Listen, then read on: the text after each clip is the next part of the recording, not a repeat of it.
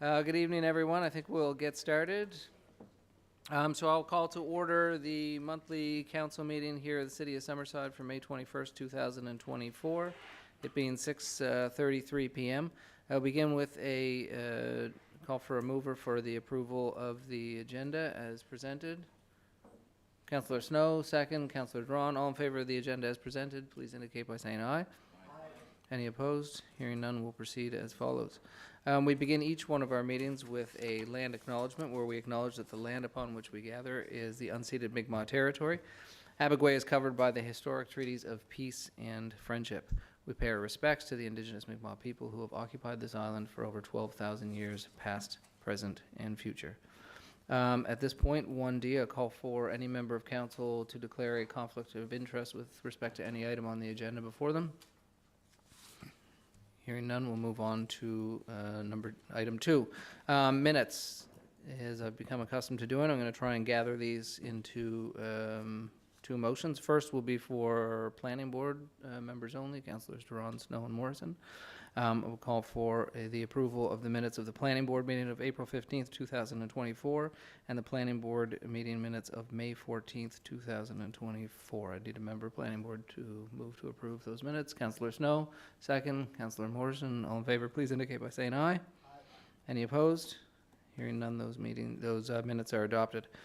The next, approval of the minutes of the monthly council meeting of April 15th, 2024, the in-camera meeting of April 15th, 2024, the committee of the whole of May 14th, 2024, special council of May 14th, 2024, and the in-camera meeting of May 14th, 2024. I call for a motion to move the adoption of the minutes. Councillor Adams, second. Councillor Duran, all in favor, please indicate by saying aye.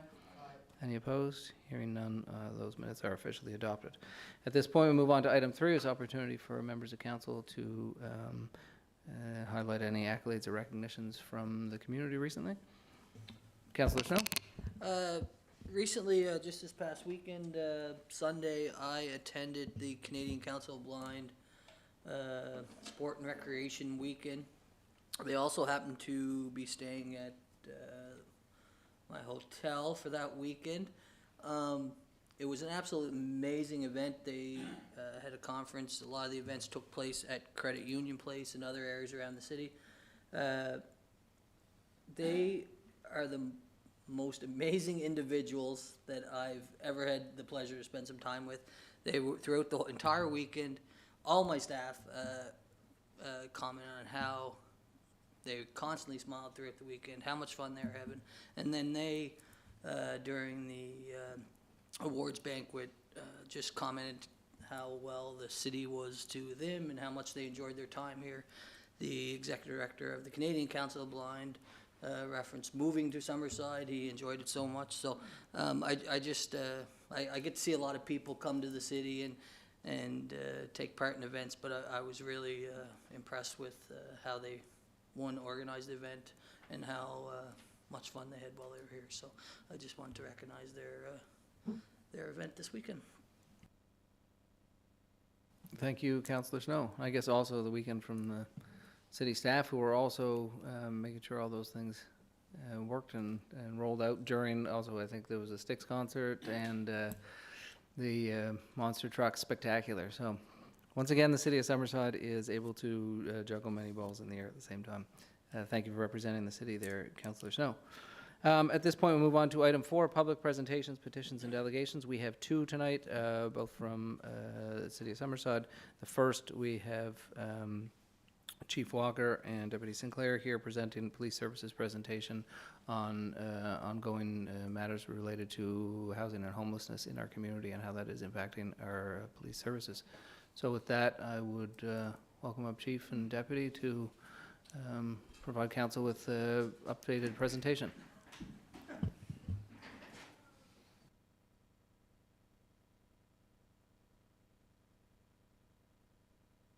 Did I say Chief Walker and Chief Sinclair?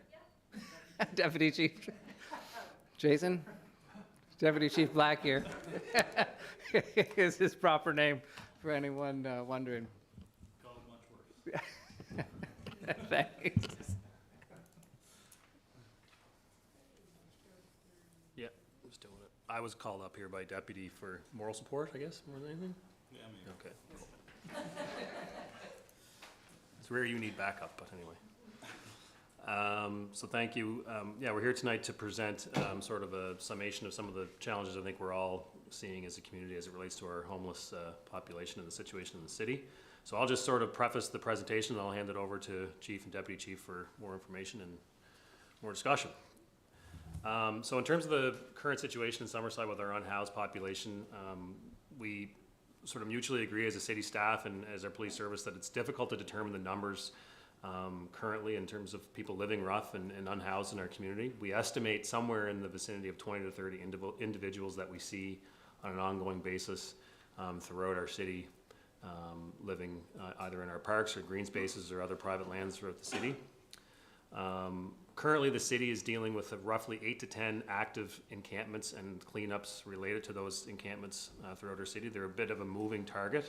And as I drafted this presentation, we actually encountered 3 to 4 more along the Rails to Trails earlier today. So we're probably more in the vicinity of 11 to 12 active and ongoing encampments throughout the city. We estimate that since April 1st, which is the commencement of our new budget year, that we've spent somewhere in the vicinity of $30,000 to $40,000 in cleanup efforts and management of these encampments alone. And we anticipate that that number is going to steadily increase. The problem is not going away. The problem is moving around our city. So that number is going to increase, and that's an unbudgeted amount that we are trying to find through existing parks and recreation funding, budgets, as well as public works budgets, and of course police services budgets as well. As the warmer weather improves, we anticipate that the issue is going to worsen, not get better. And another sort of anecdotal, but relevant fact is that we are seeing the availability of dangerous and illicit drugs that are certainly on the rise in our community, which are driving some or a large portion of this homeless situation we're seeing. Crystal meth, fentanyl, and xylazine are the three driving factors in that front.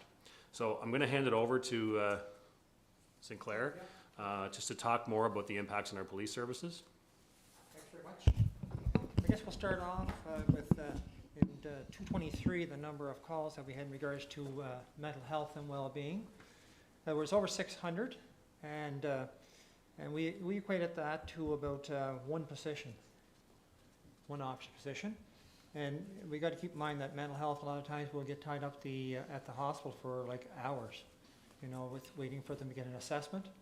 And then once the assessment takes place, there's a lot of times we have to actually take them to Charlottetown, whether they're violent or not. So it certainly takes a lot of hours in regards to mental health and well-being checks. And the significant proportion of the well-being check calls are related to the on-housed population in Summerside. We anticipate well-being calls for services will drastically increase in 224. This year so far, we've had 300 plus calls for service related to loitering, trespassing, encampments, and that just alone. So it's and that was up till what, about first of the month. So we've had a number since then as well. And this is certainly impacting an already challenged member account in our staff. Like right now, we're short-staffed, and we'll speak more on that later. And actually, those social issues are pulling our police from the core functions of policing. So it's affecting the community overall.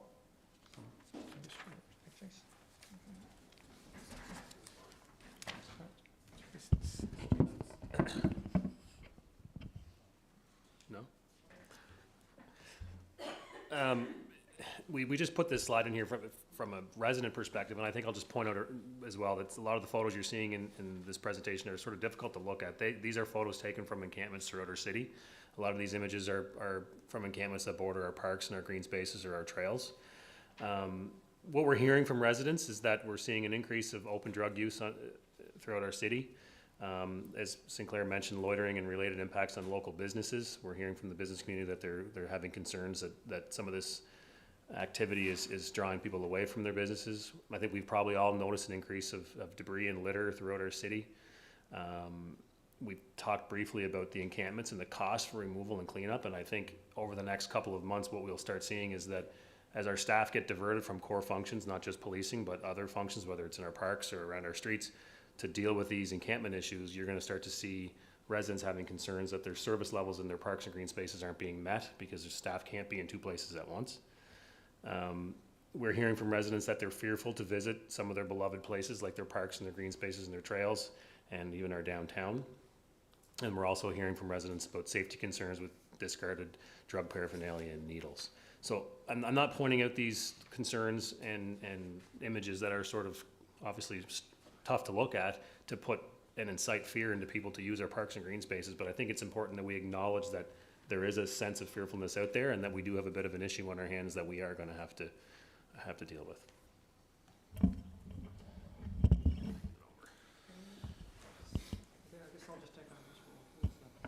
Okay, some of the challenges, of course, is the non-existence of low barrier shelter services. As we're aware, it's in the process now. I believe the actual structures are at the Slammin Park, and they're in of course, the province in the process of determining who's actually going to be managing that facility. I'll get back now to the staffing challenges for us. We've lost a number of people in the last year or so to other police services, and recruitment and retention has become a serious issue for not only us in Summerside, but police services and probably other vocations right across the country.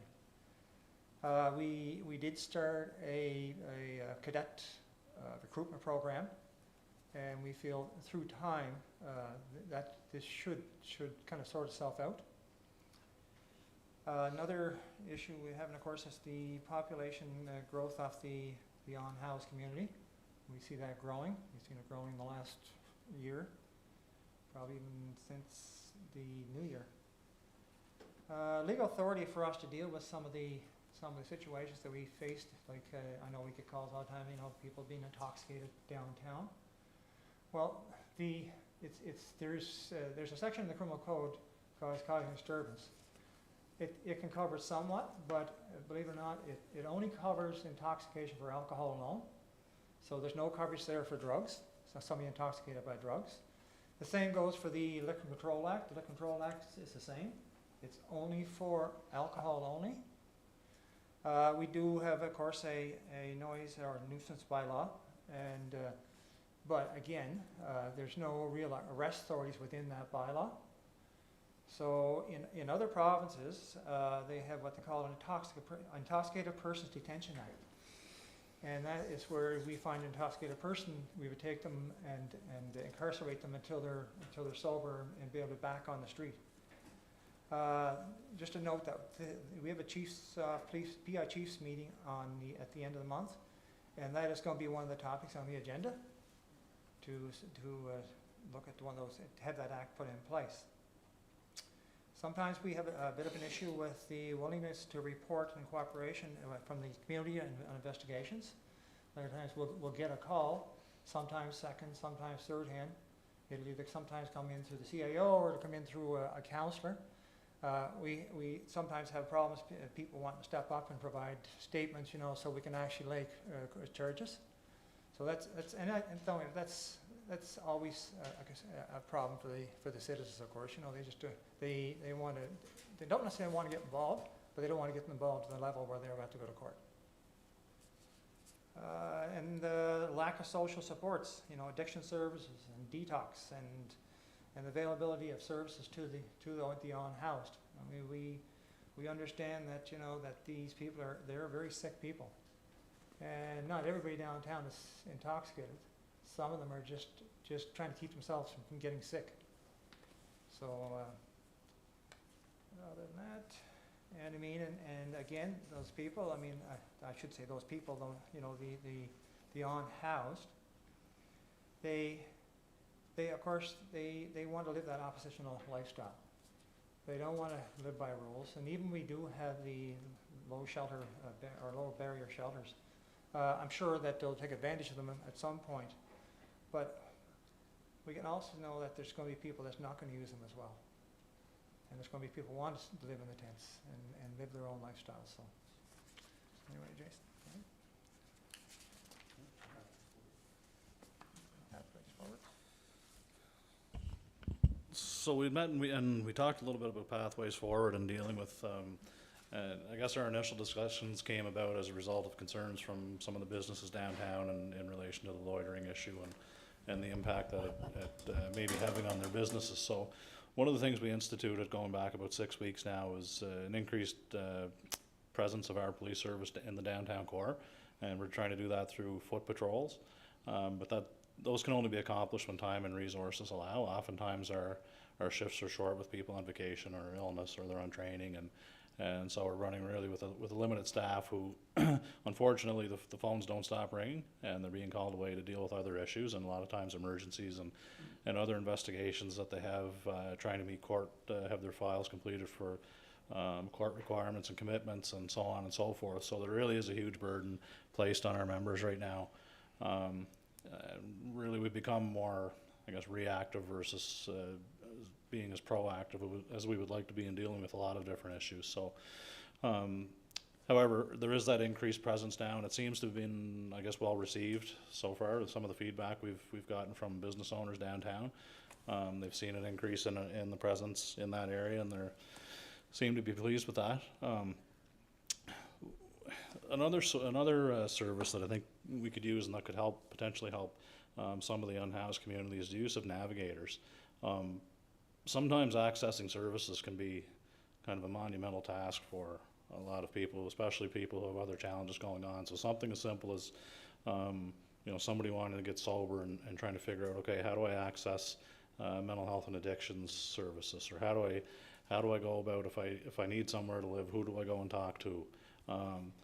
Some of the things that we would take for granted and call common sense really pose a lot of challenges for some of the people in that community. It's not that they don't want to better themselves, it's that a lot of their focus sometimes is on where am I going to sleep tonight, where's my next meal coming from, and it just becomes an impossible task, and for them to be able to try and help themselves out of their situation. So we're aware that there are other communities that do use navigators that do build relationships within that community and help them access supports and services, and we think that could be beneficial here as well. And then getting back to, the chief touched on it there earlier around resources. We haven't really grown with our population as a police service, and we really do have an immediate need to address that concern.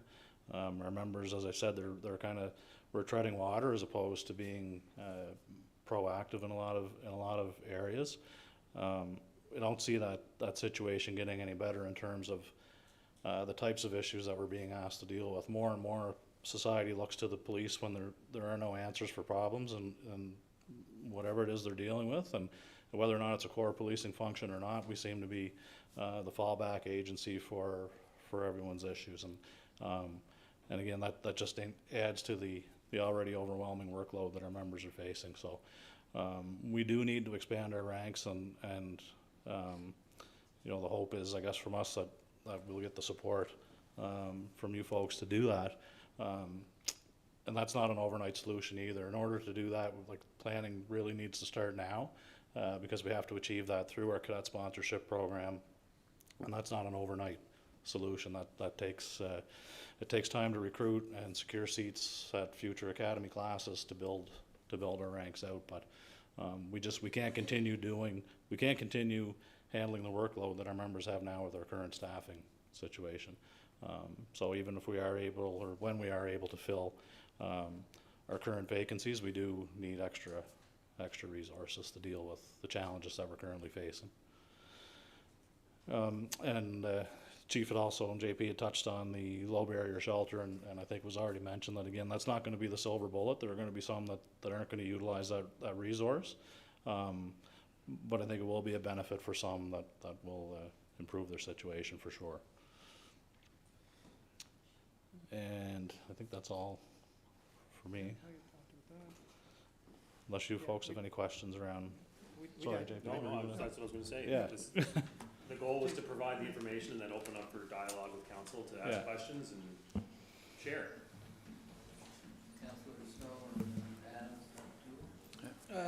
thanks for the presentation. A couple of these things are, the one thing that I go to immediately, you mentioned the community navigator. Currently, you referenced other, I don't know how you said it, other municipalities maybe have currently utilizing community navigators. Where would that be? Well, again, we were told through some of the meetings that we've had around this issue in the past year or so that I think Charlottetown has a resource of that nature, I believe. A significant resource of that nature, do we know? Again, I know, I sort of half know the answers, but right.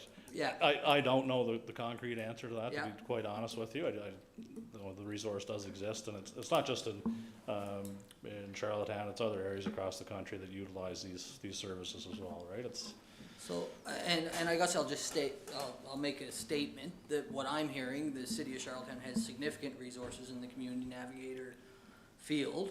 I'm a little bit disappointed that we don't have any.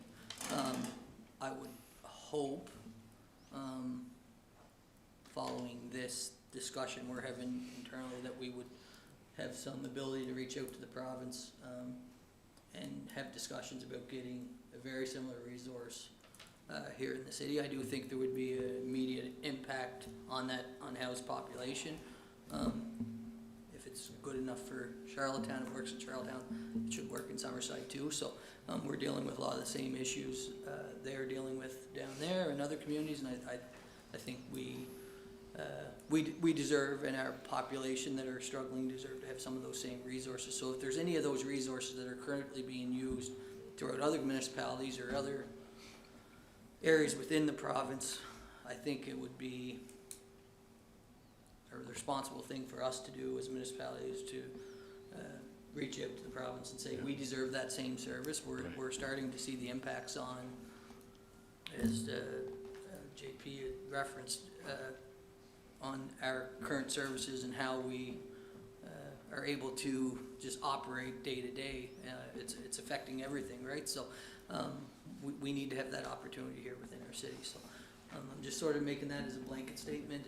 If there's other resources being used in other municipalities that are either provided by the province, and I know it's not the thing to say, but it's really, at the municipal level, it's hard for us to address it with the resources we currently have. It is a provincial responsibility. We are doing, I think, more than we are capable of doing right now. And we really need to work hard together with the province to try to get everything we can from them to help our situation.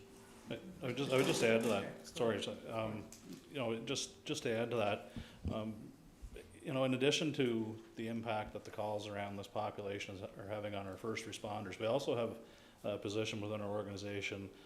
It's the station sergeant's position. That position, what that position is for, is to generally oversee the day-to-day operations of the police service. That person, because of these other issues, is not able to do that really for a significant number of hours each week, because he's out in the community with the community services group, dealing with these other issues and trying to offer support to help people get connected to the supports if they're willing. And that's becoming, you know, he's spending more and more hours per week doing that, and that takes him away from his other operational requirements as well, right? So just to add to what you were saying, and that burden on the police service, we are kind of that kind of Band-Aid. That's Yeah. So in theory, he's sort of doing that community navigator position in some way, shape, or form. he's certainly trying, Yeah, but exactly. it's not a steady presence. It's not, you know, it's hard to build those relationships and build that trust. And Thank you. Just want to make a note though on the navigator. We had met, the John Howard Society is certainly a resource, and they've done some work up in this area as well. And I believe Mayor Kuchar may have been involved in a meeting with myself with the John Howard Society. And they did come up and do an assessment on the homeless here in Summerside.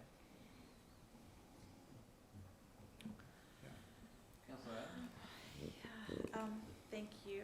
I just had a few questions, and Corey, that was one of my questions as well. Like, I've heard there's up to a dozen people, positions in Charlottetown that are either provincially funded, semi-provincially funded. So, yeah, I don't know why, I guess we wouldn't be getting at least, some of that here, especially since the population is so transient and they go back and forth between Charlottetown and Summerside quite easily, we know that. The navigator you mentioned, is there a mental health navigator now? Or did I see something about a mental health navigator position? Or is that? Not in the city of Summerside, you mean? No, or like in the province? Not that I'm aware of. Okay, I don't know why. There's a mobile mental health unit, Yeah, but okay. I just, for some reason, I thought there was a mental health navigator as well, but I'm like, I could be wrong. I could be there very well thinking could of be. that. It's not Yeah, I could be thinking someone of that we've the had dealings with, mobile or one. So in regards to the shelter, that's, keeps getting pushed down from season to season, is there any, as a city, have we had any more promises on when that's going to, have we heard back with, it was spring and then it was summer and then it was fall and then it was before the snow and now we're back here again, so I guess I'm sort of curious.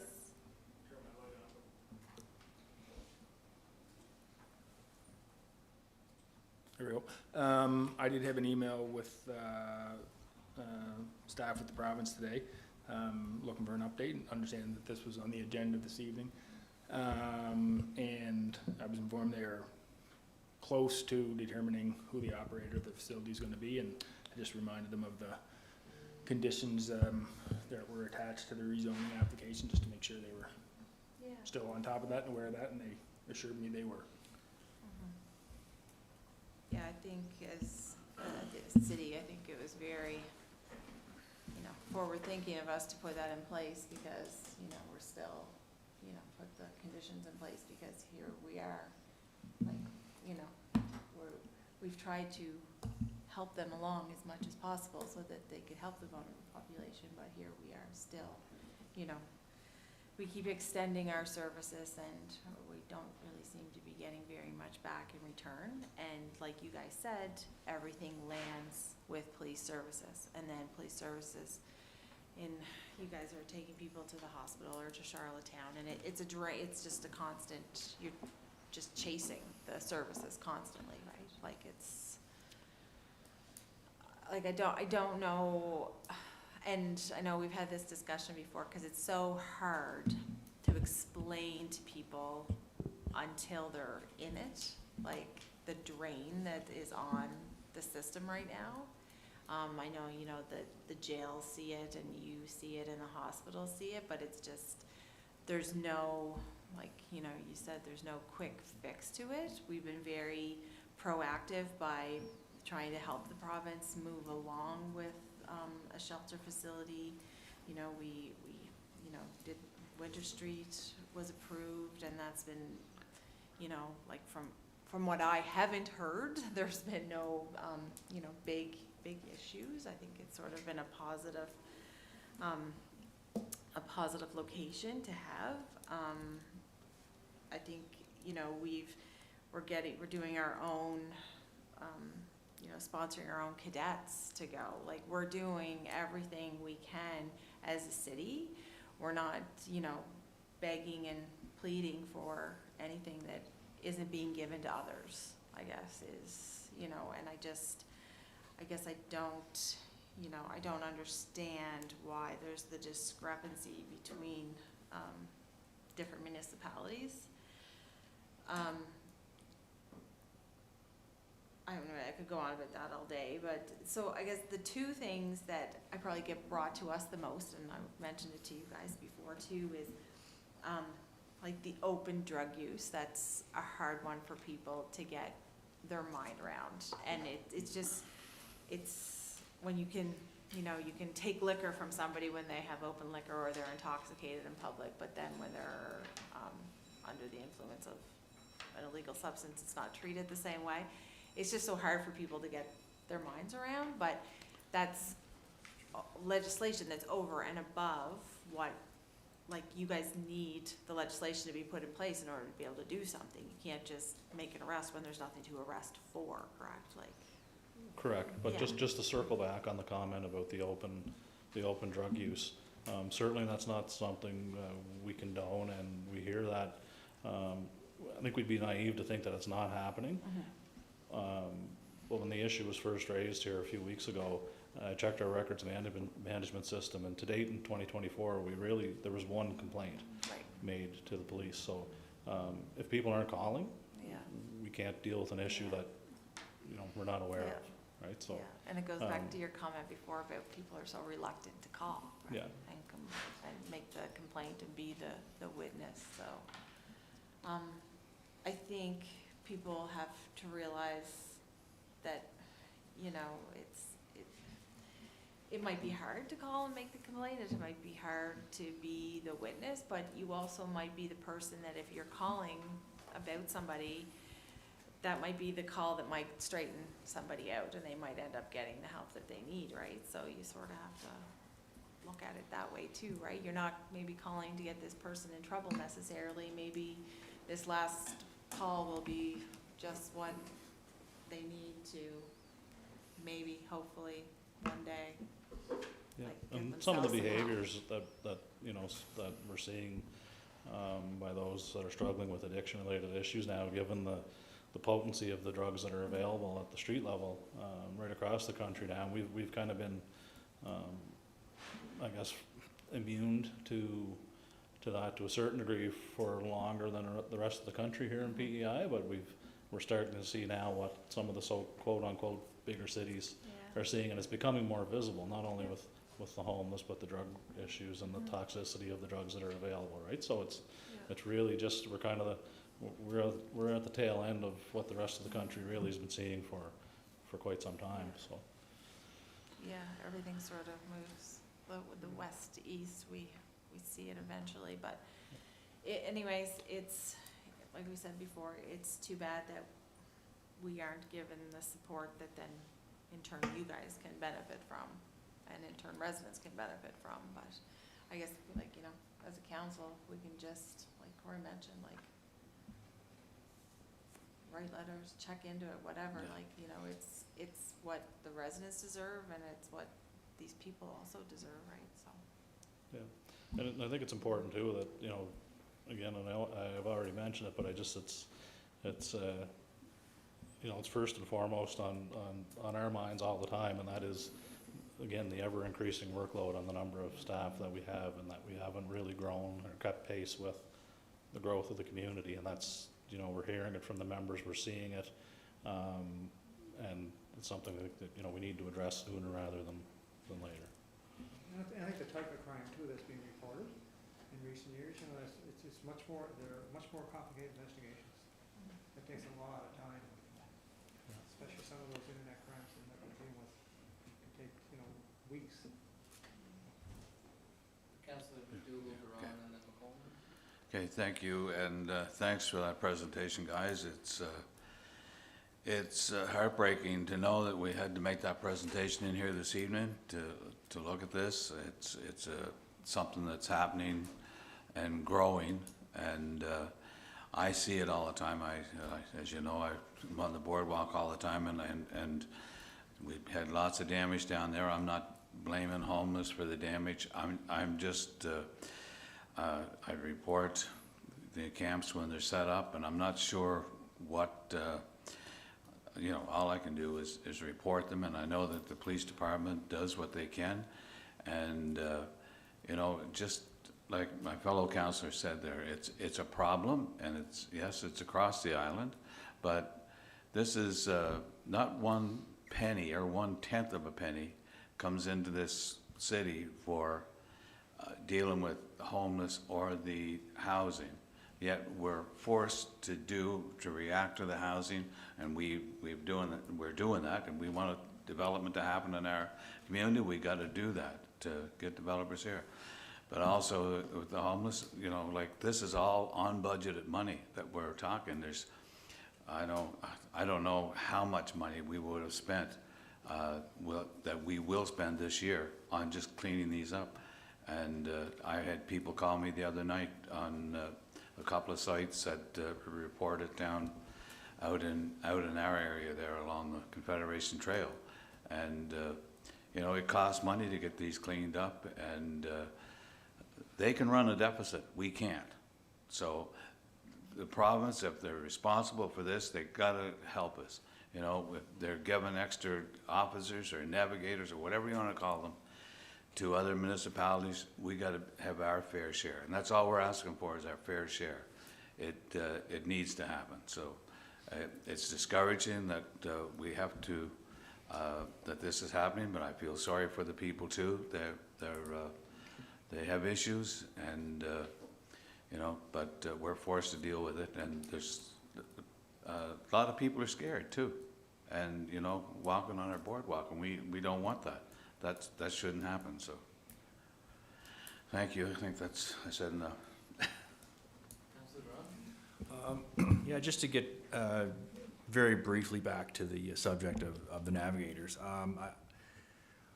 We have maybe one or two individuals or groups that I think may argue that they provide some of those outreach or support services. And I'm just wondering what kind of a status or a certification might an organization need in order for us to refer people to them or partner with them? Or is that something that might be beyond?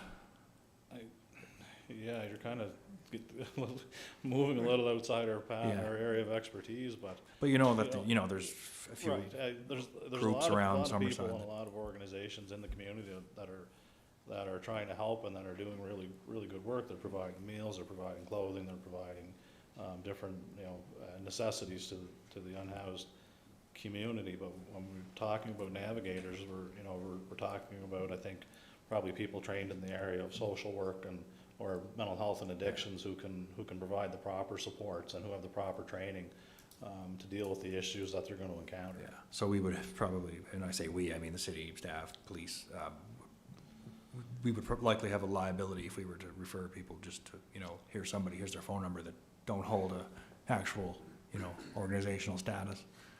Yeah, I'd be a little bit hesitant to refer to somebody as an expert in the field that's sure. not. No, and I don't mean any disrespect to the folks No, in the of community course that are not. trying to help. Yeah. But I think there's a specialized skill set there that likely breeds success versus not having that skill set, right? So.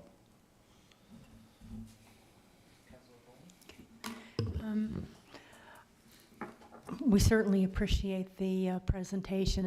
It always helps to kind of hear it right on the ground what's happening, because I think every one of us as council members, we hear it from our residents in phone calls and emails. But I think the thing that I appreciate with the both of you is the fact that you're talking about, in some ways, you don't have the navigator services, you don't have a lot of those things that bring those skills, because I remember taking a group of people in to police services that were dealing with these matters, and I thought you very capably explained it, that there's a different set of skills required for policing, because it's very black and white by the law and the guidelines and bylaws and legislation. And some of the help and the assistance that we need as a community badly is navigators and funding to help in those areas. Because I find what's happening, and people are scared to talk about it, but I think there is a fatigue with the residents and the businesses, because they really do care. They really want to help. But sometimes you come to the end of that and you're wondering, are we enabling?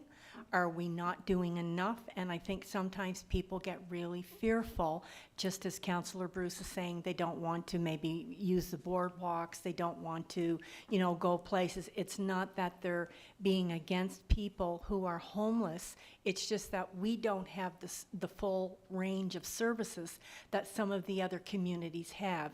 And I think we've all spoken to that fact that our provincial government needs to step up to the plate, because what we're doing is taking out of our very limited budget and municipal funds, trying to do grants for groceries, trying to help homeless initiatives, trying to do all kinds of things, but we don't have those skills. There needs to be people that know what they're doing in those areas. And you know what? Sometimes I think what happens is that people are fearful, but also people that are, you know, in homeless situations, and I've worked with quite a few of them, and through family violence with both of you. And sometimes people have to want to step up to that plate to get the help that they need. But if we don't have the services there for them, and we don't have the funding to be able to have a navigator or some of the folks that you would need in policing to kind of fill that middle road of following up on certain things that are happening, it just leaves us in situations like this. So somebody has to listen. I think we sound like a broken record because we're trying to speak to all of the same things. But the fact of the matter is, until the province comes together, sees that we are the second largest municipality on Prince Edward Island, and we need some help, we need some funding like other communities get, then we're always going to be at those crossroads trying to help the homeless initiative. And yet again, sometimes I think people think that we're enabling when we're not. We're trying to help fill some of those areas to help people. So that's kind of where I'm at. You hear it a lot. Anyway, I'll get off my soapbox now. I personally think once that low barrier shelter goes in place, or gets in place and it gets up and running, I think it's going to make a lot of changes for us. And I think you'll probably see maybe navigators, you know, working out of that facility as well. You know, so I guess really, in all fairness, I guess we have to give the provincial government a chance to see where they're going with it all. Yeah, and to that point, the shelter, to Councillor Adams' point, how long did it take the provincial government to establish the Park Street low barrier emergency shelter? I believe the minister gave a directive for a 90-day turnaround from the time it was mutually agreed to, the time it was established. And we're going on now a year?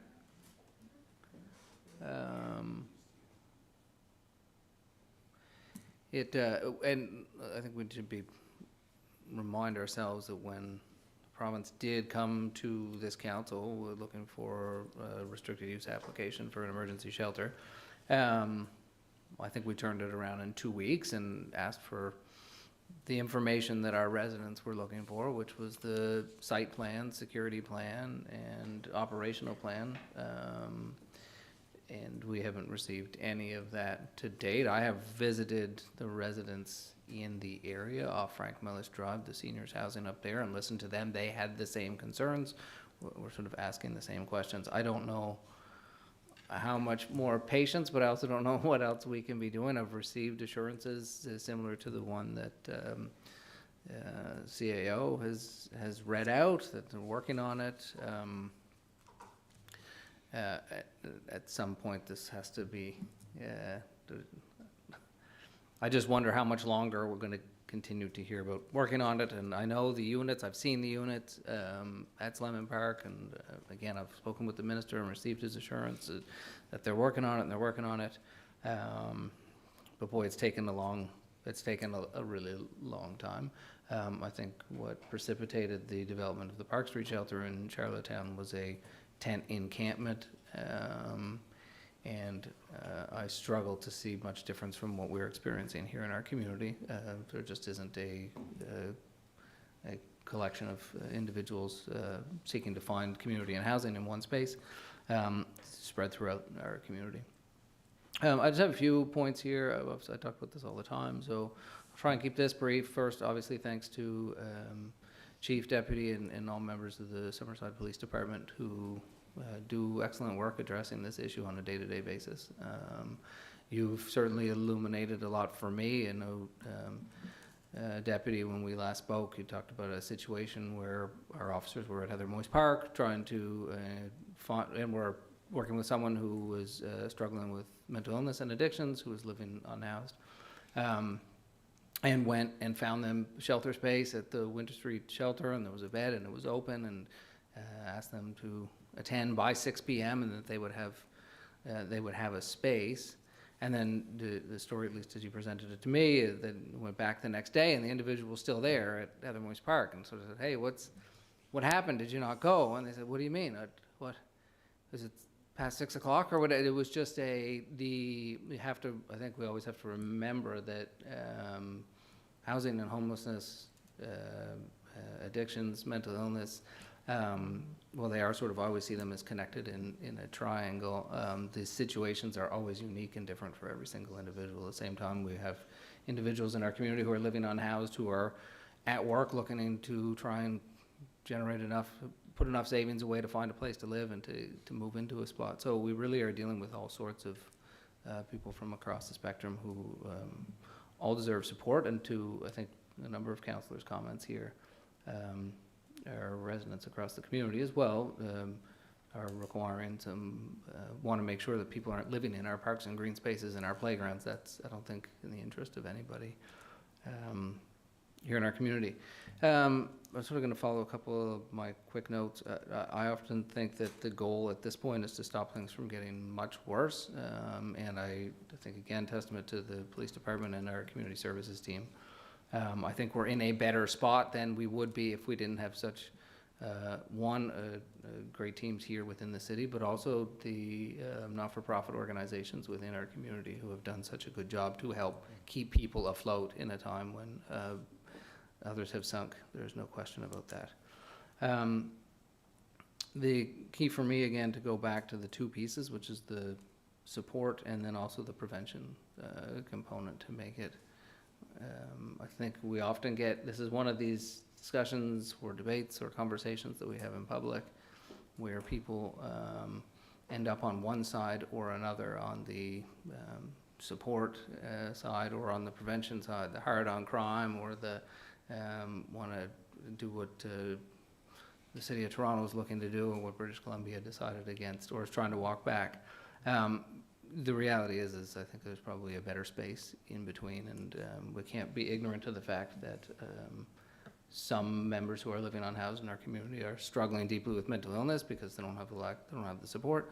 Some are struggling with these horrible drugs that are incredibly addictive, way too cheap, too easy to get into Prince Edward Island, and that are really impacting our community. So I try and go to, I feel like we've been doing, I don't know what else we can be doing. I'm starting to run out of what other options we can. We try and get all the community agencies together in Summerside to connect them and build bridges and cohesion, and we did that last year, and I know the police department was there, community services were there, so it was basically every not-for-profit group in our city.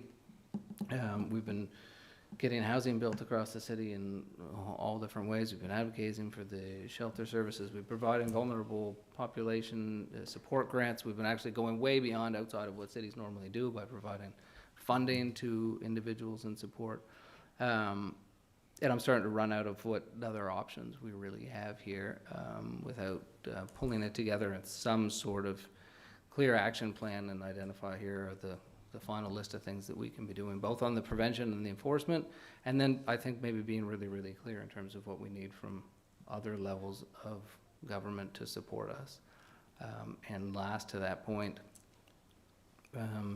is I think we need the support of the Department of Justice for a variety of items that we've been talking about, housing and health, because unless we start connecting these three pieces, the housing, the mental illness, and drugs and addictions, both prevention and support, I don't think we're going to solve any of the others.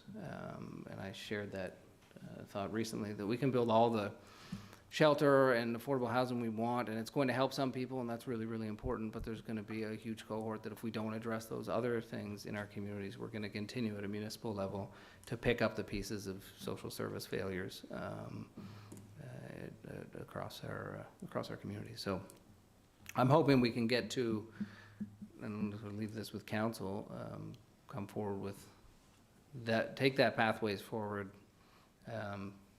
build it out a bit, and come forward with some more specifics, and then engage with our community as well, because a lot of these issues have been simmering under across the city for a number of years. Councillor Adams? Thank you, Worship. I had a message that just came in from a resident, and there is a provincial mental health and addiction patient navigator. I just sent it around to everybody. So do you think,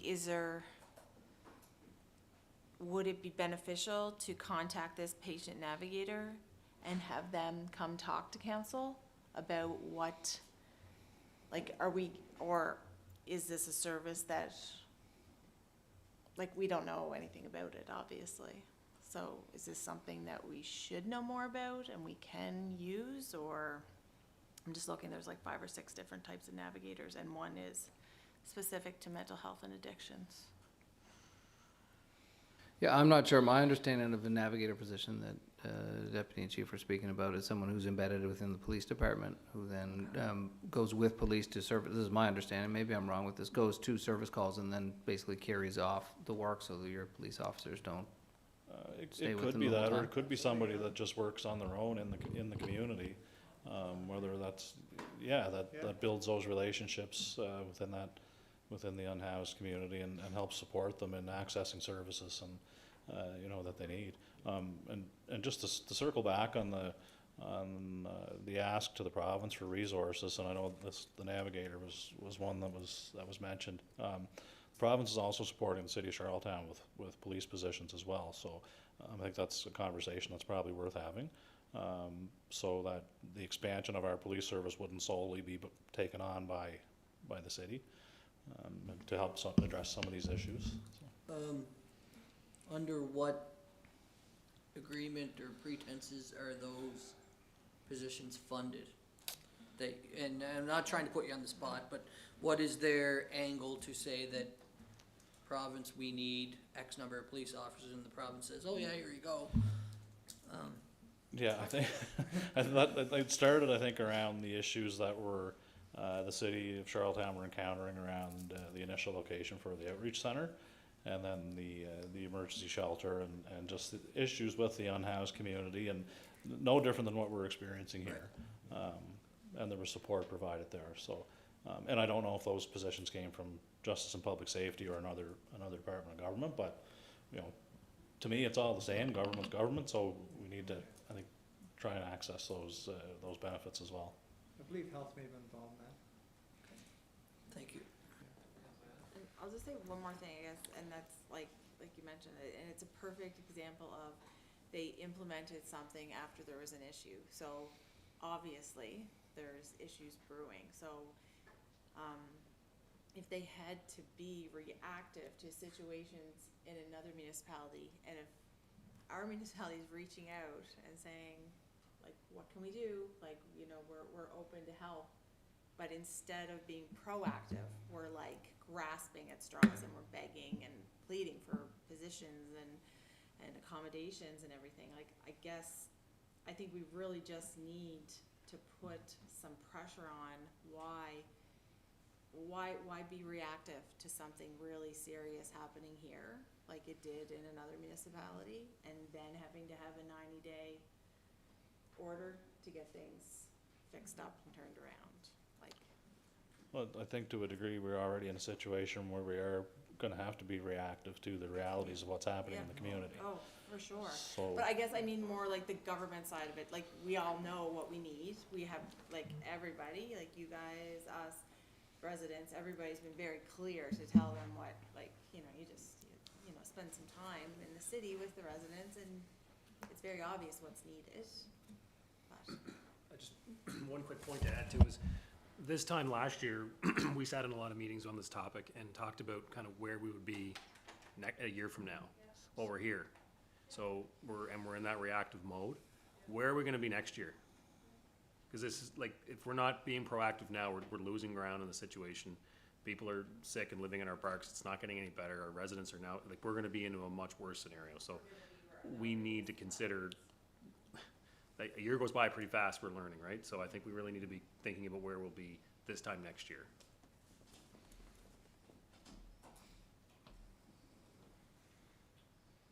Yeah, overall, I just think we need to consolidate the data, which you've been doing, consolidate our needs, which we've been doing in a variety of different ways, perhaps through, and bring those all together, set out our actions that we have done so far and what additional actions that we can potentially explore, in order to look for support. And that's what I'd hope that this presentation would do, is one is bring out into the open the reality of what's going on.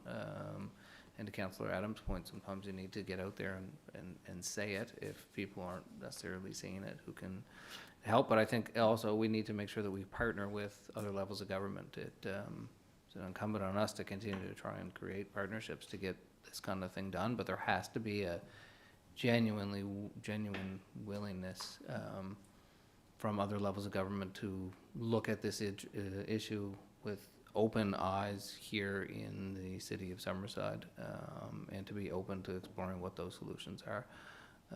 I know when I read the last ministerial mandate letter, I referenced it in a number of times to the provincial government, that it set out what I thought was a laudable and a noble goal and objective of creating wraparound services and support and housing,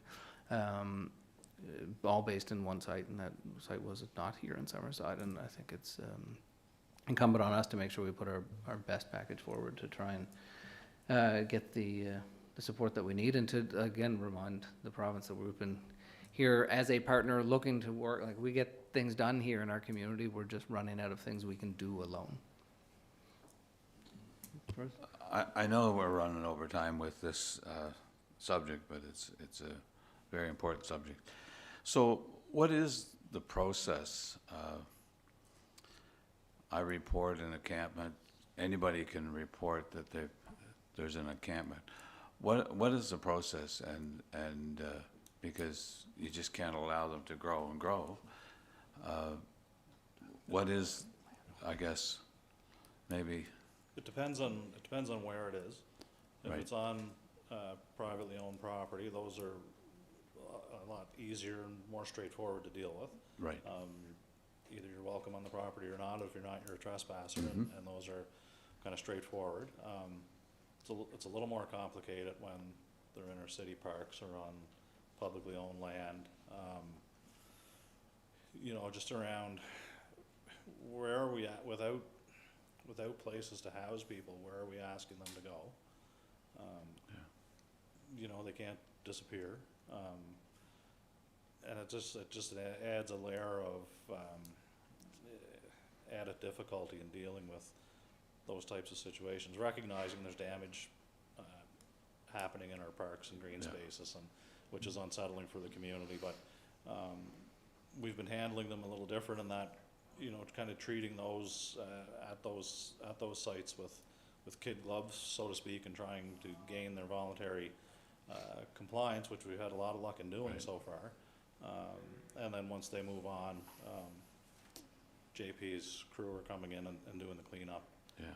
after the fact. But you know, they're really the residents of Summerside and surrounding areas for the most part. You know, the unhoused community, and you know, with nowhere else to go, we're asking them to move from one area, and they're just, I mean, common sense says they're moving to another, right? Until that gets disrupted. So it's kind of JP described it earlier as a bit of a game of whack-a-mole, and that's really kind of what it is. I hear you. It's pretty dangerous though when you see them going with generators and propane tanks, and they're in the woods. Something's going to happen, and it's that's the fear that everybody's got. So anyway, Yeah. I'll And leave we it. certainly try to deal Yeah. with any immediate safety concerns Yeah. along those lines Yeah. too, right? So it's. Okay, thanks. And it should just be noted for council's knowledge is that from the time an encampment is reported to us till the time we identify its location, determine, you know, who the property owner is, whether it's municipal or private landowners. If it's private, we have to go through a process to get written approval to remove unwanted individuals from that area. And then there's the period of, you know, the officers provide a lot of compassion to the individuals that they encounter, and provide time for them to, one, hopefully attain some sort of service to become housed, and also pack up their belongings. And so, you know, from a resident's perspective, if they report an issue today, it may be a number of days or a week or more before, one, that individual's found somewhere else to go, and two, that the area is cleaned up. But I think it's important for us to continue to offer that level of compassion, and just have some grace period from the time an encampment is identified till it's ultimately cleaned up.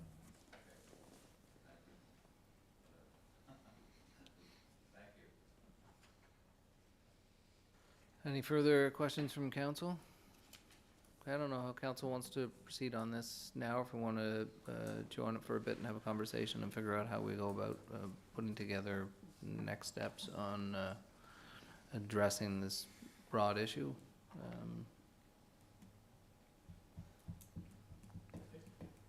Councilor Durant? It seems that maybe in the very immediate short term, like Councilor Adams, who just received that message from a resident who said there's a navigator available, I clicked on the link, there is in fact a obvious source that we may be able to direct individuals to in the short term while we kind of try to navigate this ourselves. Like there's a number and an email and a contact that we can at least refer individuals to and then have that person kind of take it from there. Maybe we've been doing that all along to a provincial contact, I don't know, but there seems to be an appropriate person to at least send to.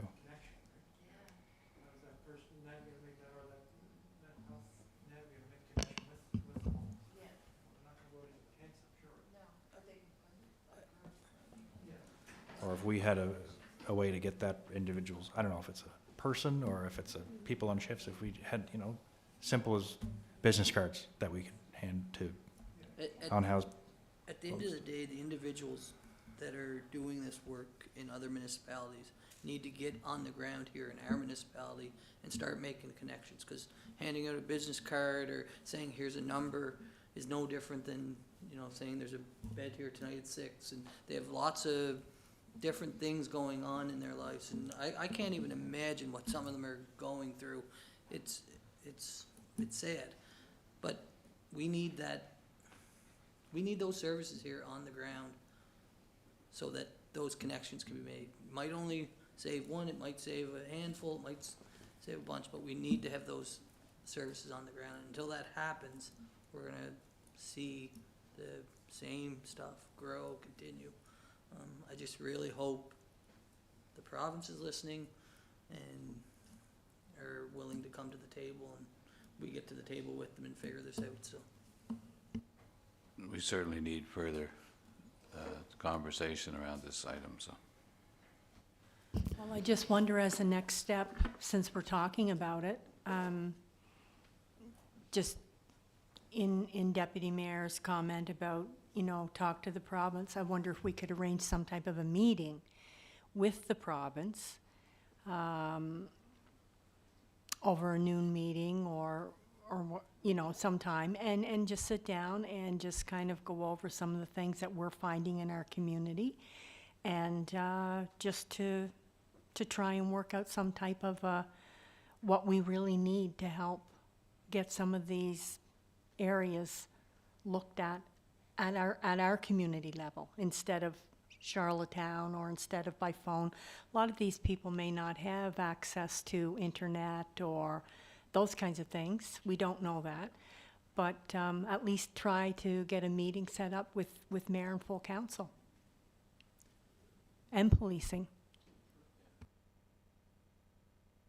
Yeah, so maybe if we take this, package something up so that we can share it in a better way, and to get to Councillor McColman's objective there in terms of bringing people together. I do feel like also, though, like the time for bringing people together, we keep bringing people together, we got to get some things out of it. So perhaps when we do, we can be pretty clear about here are your needs from community services side, from policing side. Here's how you can put that pressure on us to address those or not address those, because a lot of those are resource-based. But also here's what the needs are. I don't think everyone kind of has an idea what the needs are. It's trying to figure out who's actually going to do something about it. And I think that, like many things, falls to us because we're the ones on the front lines. So maybe we can put that together and package it, and then you said, Councillor McColman, go to the province, probably at 2 levels as well.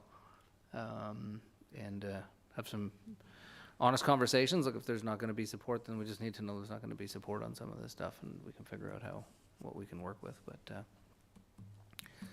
to JP's point, if we sit around constantly waiting for bits and pieces, we know which way this is trending.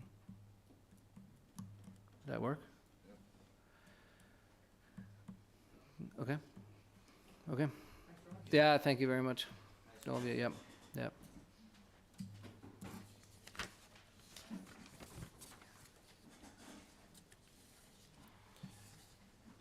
Next item we have here, 4B, that's my old agenda.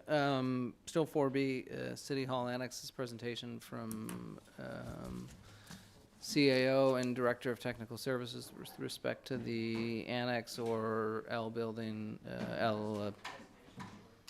piece of City Hall. CAO McFarland, over to you. Thank you. So there is a resolution in the package that council has before them tonight. But prior to that, I wanted to give a kind of an update on kind of the history of where we are with the annex portion of City Hall. Make sure we did it in the open public session so that the community would be aware as well. So as council's aware, back in May of 2022, the chief building officer for the city of Summerside was asked to take a look at the annex portion of City Hall after there was some noted deterioration and some bricks fell off. And back at that time, an order was written to bring that portion of City Hall into a safe standard, and if that was not to be possible, for it to be demolished. So we've been dealing with this issue for a number of years now, through consultations with the chief building officer and masons that were brought in to look at what the options potentially for repair were originally, and in consultation with our city engineers as well. Unfortunately, it was determined that there is no option to quote repair the annex portion of City Hall. Aaron's here to answer any questions you may have, but in lay terms, the inside, the interior walls of the building with the brick, which the brick attached to, have deteriorated to the point where there's really nothing the mason was able to determine they could do in terms of repair. So back in the fall, we had tendered two options. Basically, we tendered the option, trying to get pricing, and back up a little bit. We spent a solid likely year before that trying to figure out the repair options, if there were any, and what the pricing was going to be and that sort of thing. Back in the fall, we tendered and asked two questions. Went to tender on a price to demolish the annex, and we asked for also a price to demolish and rebuild. So that tender came back and was awarded back in late 2023, and the difference in pricing was over $600,000 to demolish and rebuild. So at budget time, you'll recall that we had a discussion at budget time about which option we were moving forward with, and at budget time, the decision was made to budget the money for demolition at this time. And if down the road we're able to find the money and determine that it's a priority, then the option would still be there to rebuild at a later date if need be. Before we can move forward with the demolition, we need to have basically a heritage permit issued. As council's aware, currently we do not have a heritage board. I understand, again, later on the agenda tonight, we are going to start that process. But in the absence of the heritage board, which under normal circumstances would review the permit application, would determine, would weigh in and give council recommendations on the heritage value of that portion of the building, and would determine whether or not, or at least give a recommendation on whether or not a repair within any type of financially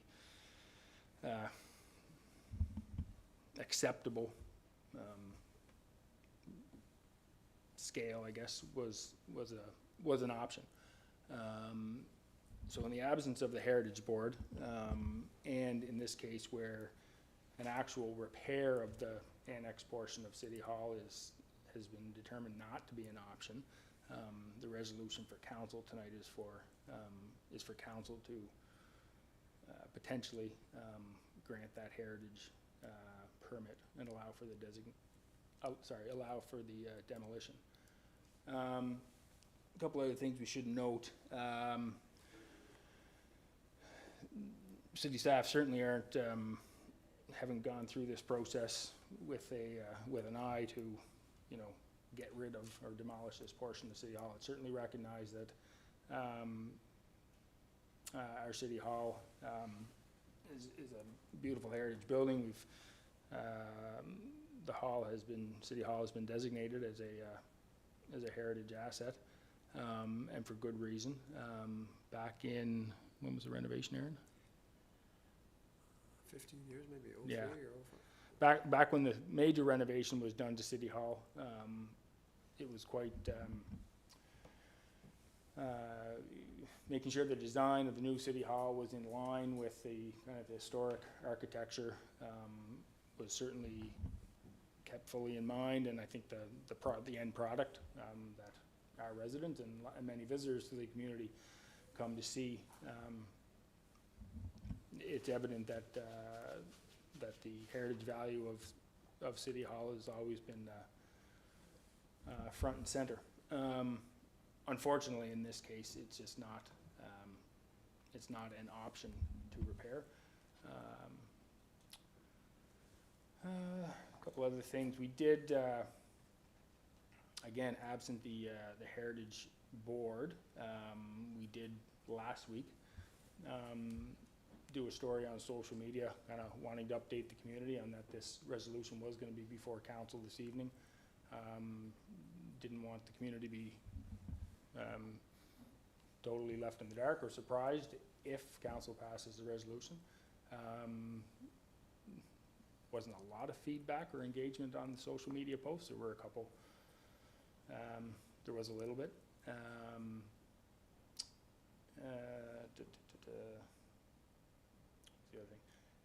The other thing I did want to mention was, I believe, and your worship, you may want to comment it on further, but I believe the mayor has had some one-on-one discussions with some members of the community who would, certainly we would likely rank amongst some of the heritage experts in the community on the current situation. So I think that's all I wanted to cover, but if there are any questions, happy to answer them.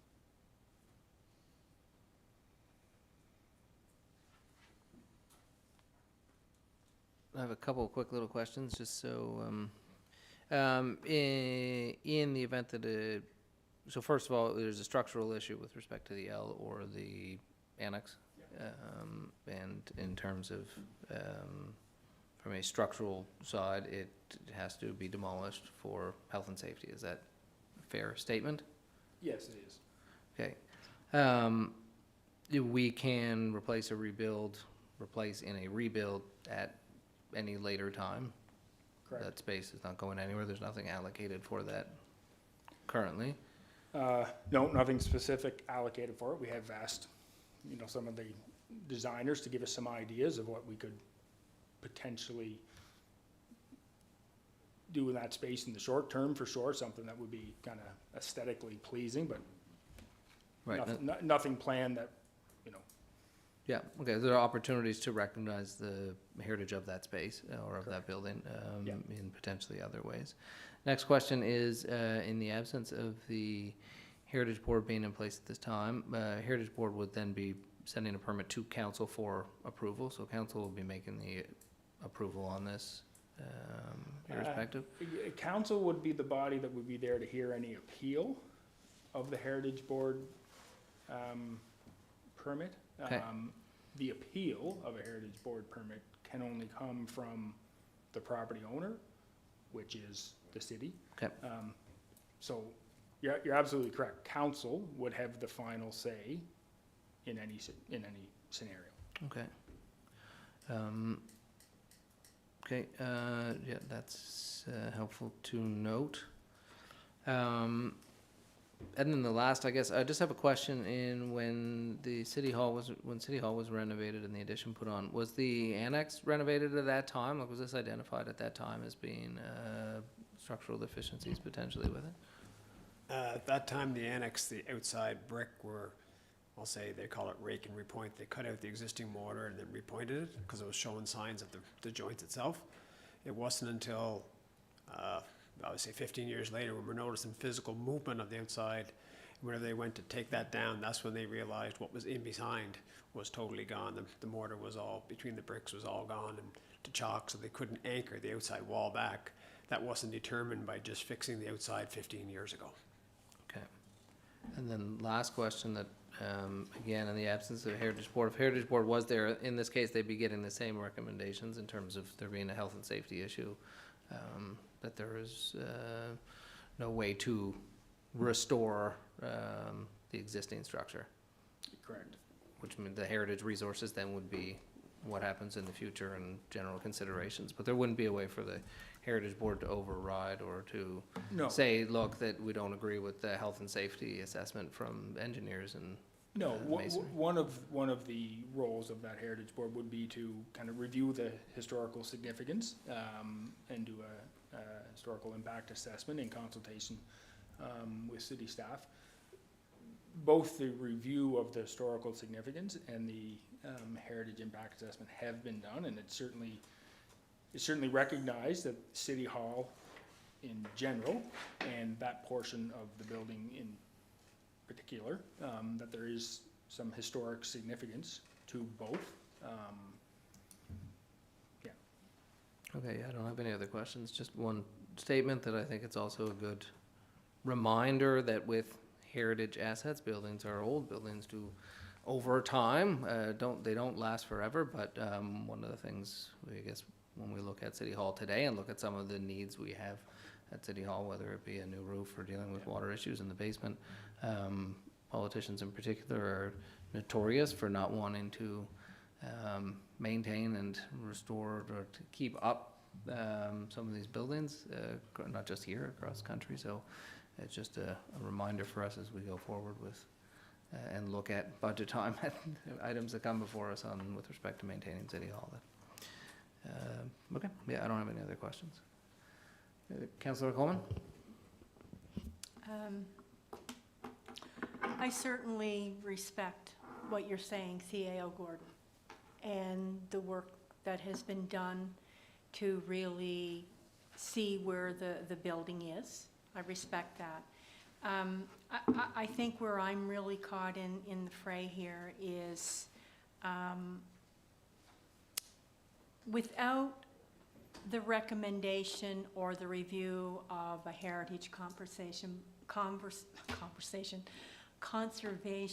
bylaw committee, I really feel that we as a council are being asked to do something, and I, for one, am not trained. I don't have an appreciation or an understanding for the depth and the breadth of what we're deciding on. The other point that I would like to say is that I really feel that this was a budgeted item that we discussed in our budget deliberations, and all of our discussions were done in camera. And I really feel that our residents should have been privy to what we discussed and how we discussed them and the debate that took place, because I really feel that our residents are going to think that, and I don't want to get the blame from residents that it was a done deal and I went along with it, because I haven't. I've been very vocal on it. And I think we're all in agreement that it cannot be changed with the condition of the annex. I understand that. I know that there's a demolition that's required. But we don't have any backstory to tell us that there may very well be a possibility of just what we had to do here in 2003 to restore that history, because it's irreplaceable history that we're going to lose. Some people may look at it like an awkward looking building on the side of City Hall, but it is 1883, 1886, and I think once we lose that history and we show no respect to even try and have a review or a recommendation or to even look at it, I think that flies in the face of we're not showing an interest in it. And to me, it's just a very important point that we're missing. And I agree that it has to be demolished. I respect that. But I also think that we are the stewards of this city. And I think without a committee and without having a date on having that committee in place to do that review, we can kick this down the road a long ways and thinking, A, there's not enough money, B, there's other things that are more needed, and we have lost a lot of irreplaceable history by not looking at it. Already, people are asking questions. Why were they not included in this discussion? Well, you know what? I can't answer that because they were held in camera. And some people who are very much aware of how we do our budget process, they know that this was discussed in our budget process.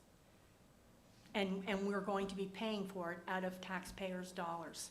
So that's why I'm bringing it up, and I'm not trying to be a thorn in anybody's side.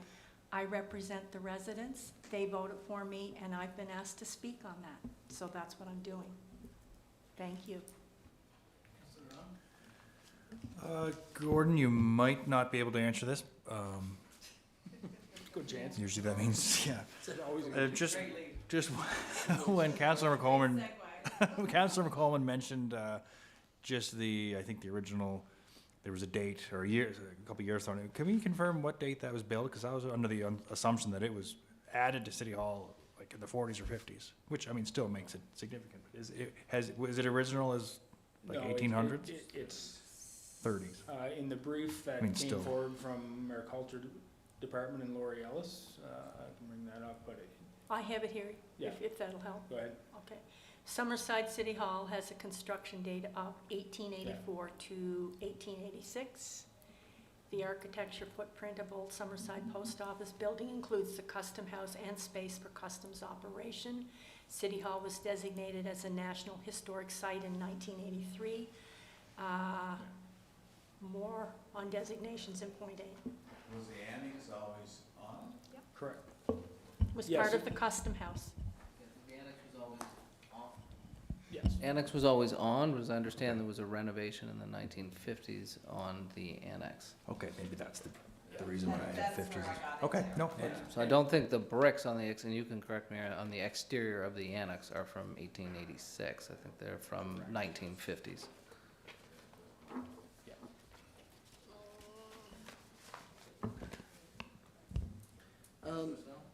I'm just trying to clear it up here, because when I hear you talk about having the Heritage Review Committee look into the annex portion and what feedback they would be able to provide us, they would not be able to provide us any information that would change what has to happen, correct? So the experts are telling us that that piece of City Hall needs to be demolished, Correct. full stop. Yep.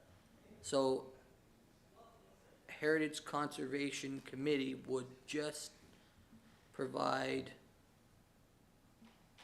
information, feedback, responses on whether or not it should be rebuilt, or, I'm just trying to, Councillor McColeman is mentioning the need for the Heritage Bylaw Committee to review it prior to making a decision to demolish it, and if I'm saying anything that you didn't mean, Councillor McColeman, correct me, but we need, she feels we need them or should go through them prior to making that decision.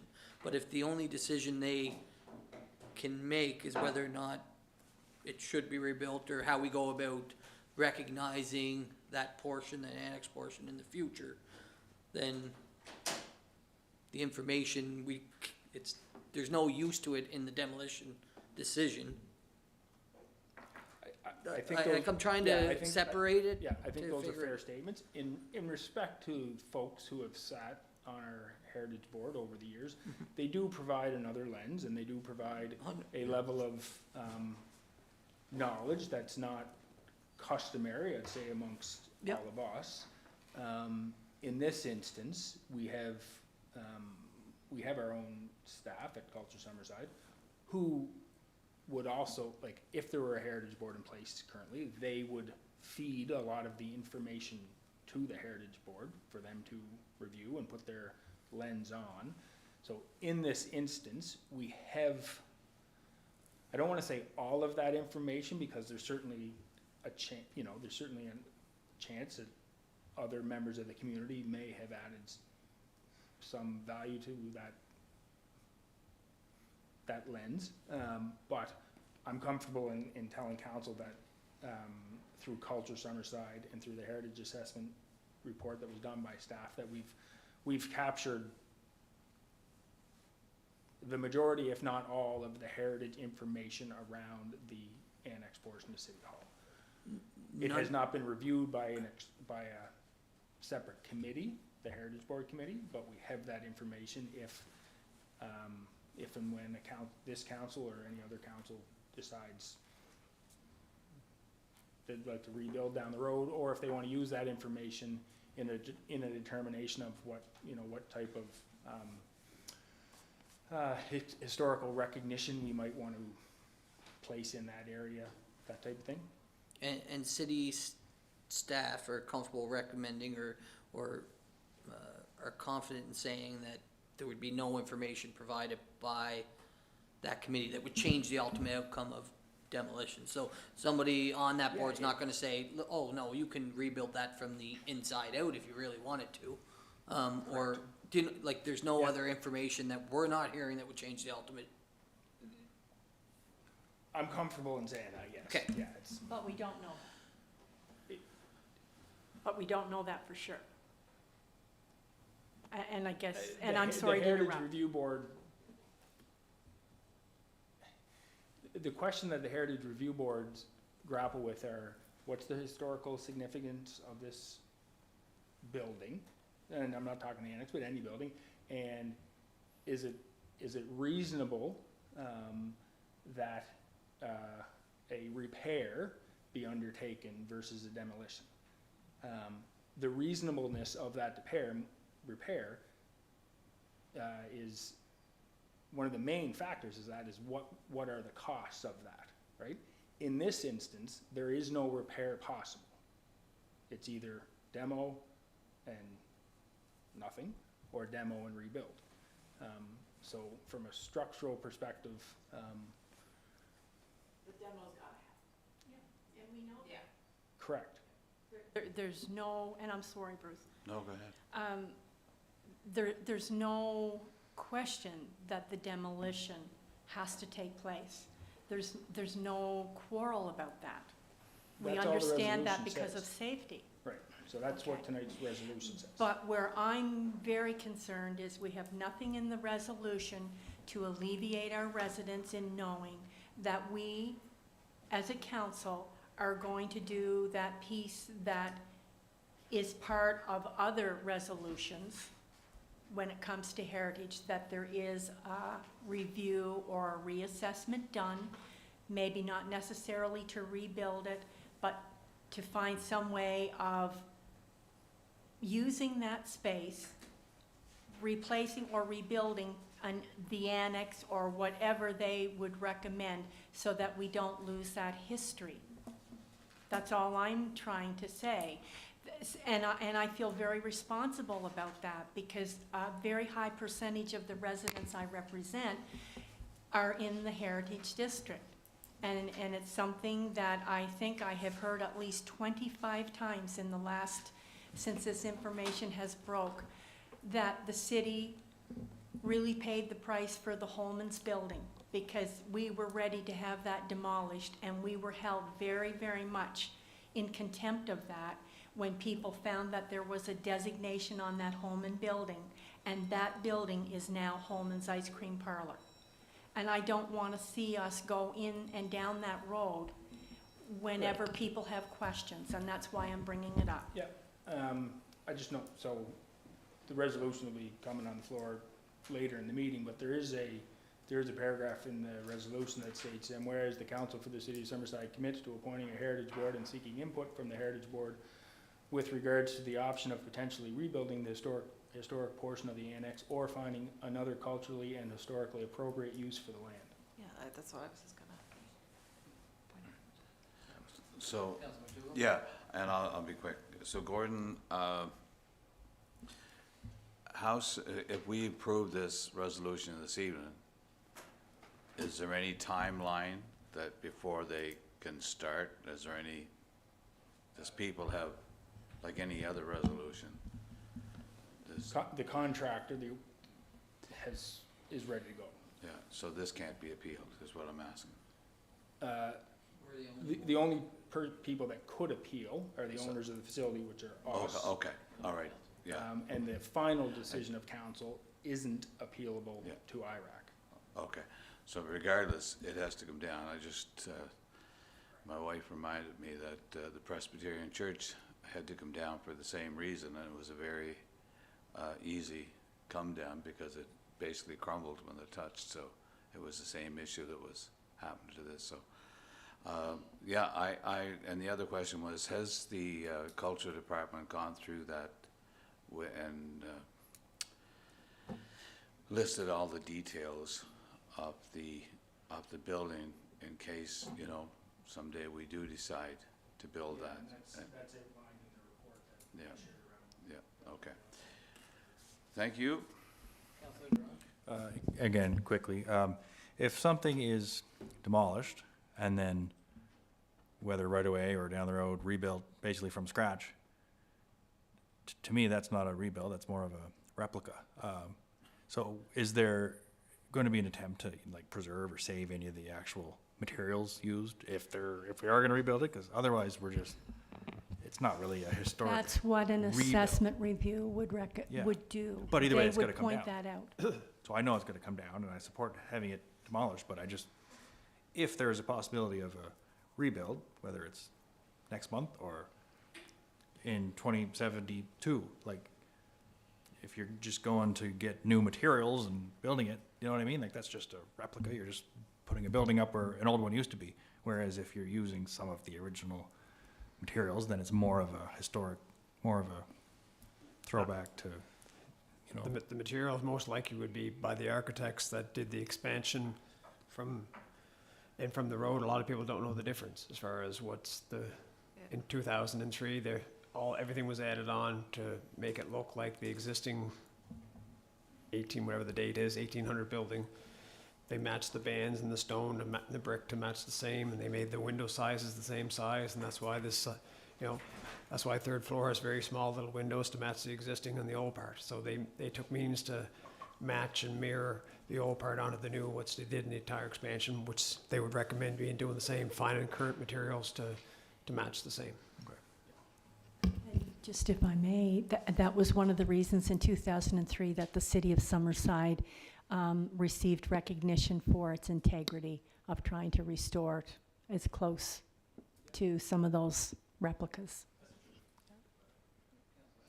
So, just before, not sure how much more we can say, but like you had said, Councillor Norma, an example is like next door when Lori and her team did the assessment for the armory, and we had the retrofit or whatever the right term is for that. Like they went to like painstaking work to make sure that it was back to its, it's new, but used what they could and replicated what they could. So, yeah, I have complete faith that, their assessment would be very well done for sure,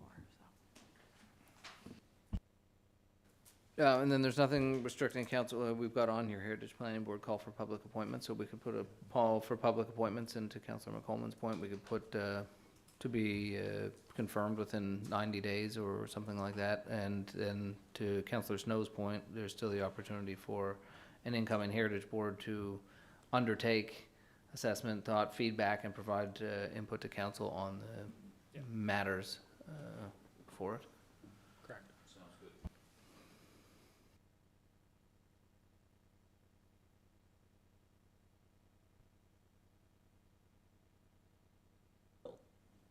as we appoint the Heritage Board, they will find another cultural or historical appropriate use of the land. Rebuilding, yeah, so. Yeah, just again, to Councillor McColman's point, if we just put a timeline on it, I wrote 90 days, because that gives us a little bit of a window just to get the posts out, and we have a couple of public appointments coming. And your worship, just in respect to everybody, it's not even so much for me, it's to show our residents that have a real sensitivity to heritage, that, like, we're doing that as a goodwill, that we know that safety reasons, it does have to be demolished, but we are putting that bit of a clause in the resolution or whatnot, just so that they know that we're just not out of sight, out of mind with it. Absolutely. Any further comments, questions from council? Councillor Snow, your mic is on, but I don't think I mean to have it on. That's okay. So with that, we'll move on to item 5. We can just carry over. This is the conversation. Heritage Planning Board call for public appointments. We will put a call for public appointments out in the next week or two. Just that take some time just to get the posts up. There have been calls for public appointments for public committees already. So there is a rostered list of members of the public who want to participate. They would automatically go into that, and we could set ourselves a date of 90 days to have that reviewed and then to come back out. May want to coordinate some of the calls with I did see an email from the downtown committee is looking to populate a variety of different pieces with members of the public, so it may be good to try and do a bit of a call for public appointments on a variety of different things to maximize the interest and to get that Heritage Committee in place. Okay. With that, if council's okay, any further discussion or comments, thoughts on that? Your Worship, Yes, I do Councillor. have just a comment that Councillor Nick Cameron sent in, but he's out of the country, and it's pertaining to our resolution. So if you want, I told him that I would read it in, so we'd have it in the minutes. So do you want to read it now, or? Why don't we wait till the resolution's on the floor, resolution. and then you can read it in first? That would, if that makes sense for you, Councillor? If that's okay? Okay. And with that, we'll just move into the resolutions, and Councillor, that would be 6E, so the 5th one, I guess, coming up. At this point, I'll hand it over to our trustee chair of Planning Board, Councillor Duran. Councillor? Thank you, Your Worship. Yeah, spent a lot of time discussing things tonight, so I will get right into the first resolution. It is Resolution COS 24-043, moved by myself and seconded by Deputy Mayor Snow.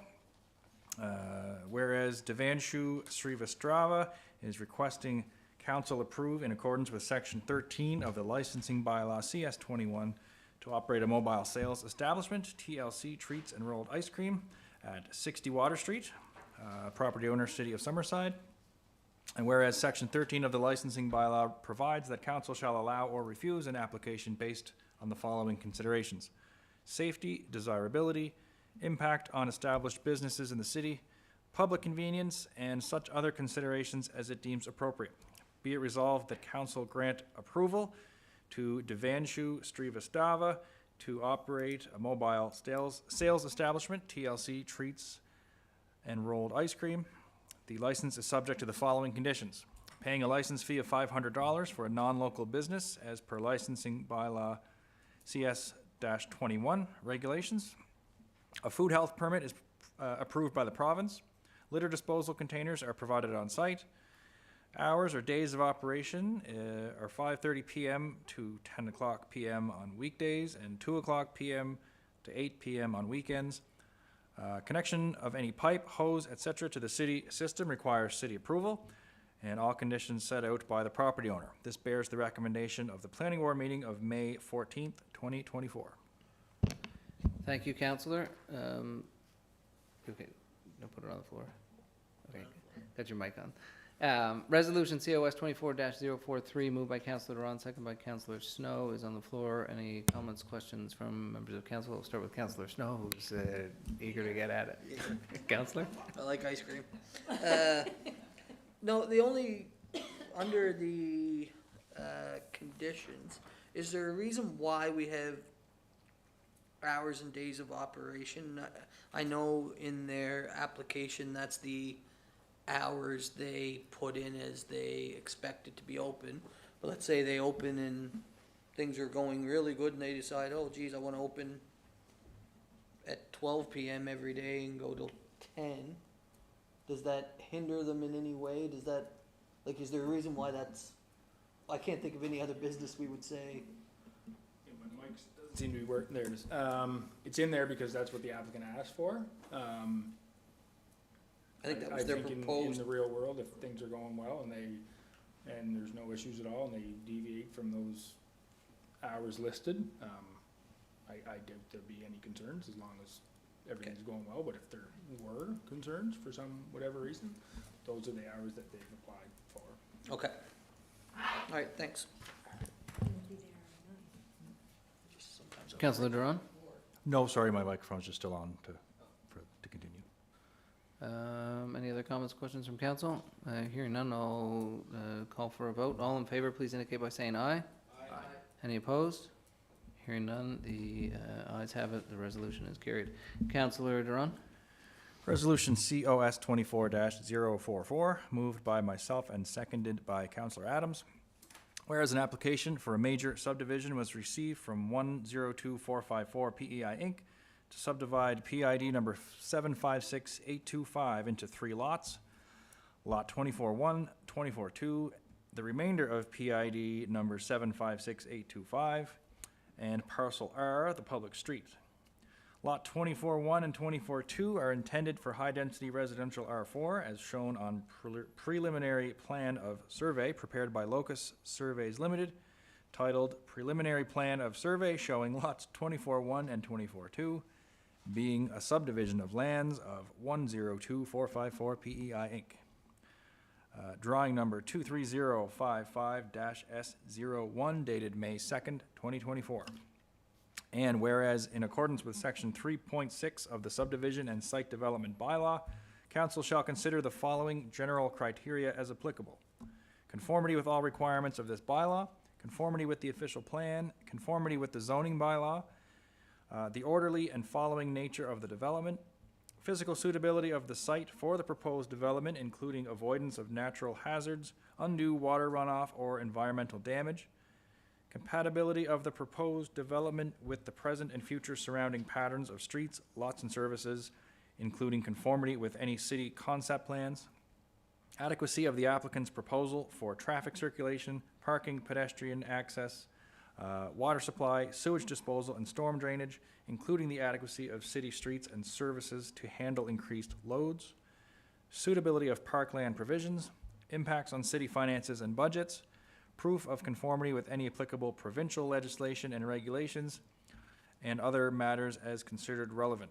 Be it resolved that council grant preliminary subdivision approval in accordance with section 8.5 of the subdivision and site development bylaw to 102454 PEI Inc. to subdivide PID number 756825 into 3 lots, lot 24-1, 24-2, the remainder of PID number 756825, and parcel R, public street. Lot 24-1 and 24-2 are intended for high-density residential R4, as shown on preliminary plan of survey prepared by Locus Surveys Limited, titled Preliminary Plan of Survey showing lots 24-1 and 24-2, being a subdivision of lands of 102454 PEI Inc., drawing number 23055-S01 dated May 2nd, 2024, subject to the following conditions. The developer satisfies all municipal servicing requirements. The development enters into a subdivision construction agreement with the city, and the developer shall satisfy the parkland dedication requirements. This bears the recommendation of the planning board meeting held on May 14th, 2024. Thank you, Councillor. Resolution COS 24-044, moved by Councillor Duran, seconded by Councillor Adams, is now on the floor. Any further comments, questions, statements from members of council? Hearing none, I will call for a vote. All in favor, please indicate by saying aye. Aye. Any opposed? Hearing none, the ayes have it, the resolution is carried. Councillor Duran? Resolution COS 24-045, Whereas an application for a major subdivision was received from 102454 PEI Inc. to subdivide PID number 756825 into 3 lots, Lot 24-1, 24-2, the remainder of PID number 756825, and Parcel R, Public Street. Lot 24-1 and Lot 24-2 are intended for high-density residential R4, as shown on preliminary plan of survey prepared by Locus Surveys Limited, titled Preliminary Plan of Survey showing lots 24-1 and 24-2, being a subdivision of lands of 102454 PEI Inc., drawing number 23055-S01, dated May 2nd, 2024. And whereas council granted preliminary subdivision approval for the subdivision noted above, and whereas 45 meters of the proposed street, portion A, is located on the provincial highway right-of-way and not on the developer's land, the developer is requesting a cost share of street portion A, 45 meters, requesting the province contribute 50%, the city contribute 25%, and the developer contribute 25%. And whereas the developer's project costs for portion A of the street would be $427,997, the requested city's cost share, 25%, would be $106,999.25. Be it resolved that council contribute a cost share of up to $106,999.25 upon final subdivision approval. This bears the recommendation of the planning board meeting held on May 14th, 2024. Thank you, Councillor. Was that moved or seconded? Not yet. Not yet, okay. And Councillor McDougall, you wanted to, maybe we can move and second it, and then we can speak to it, so if we can have someone move it. Okay, Councillor Duran? By myself, seconded by Councillor McColman. McColman. Okay, so resolution COS 24-045, moved by Councillor Duran, seconded by Councillor McColman, is on the floor, and I open the floor to statements, questions from council. Councillor McDougall. Yeah, thank you, Your Worship. I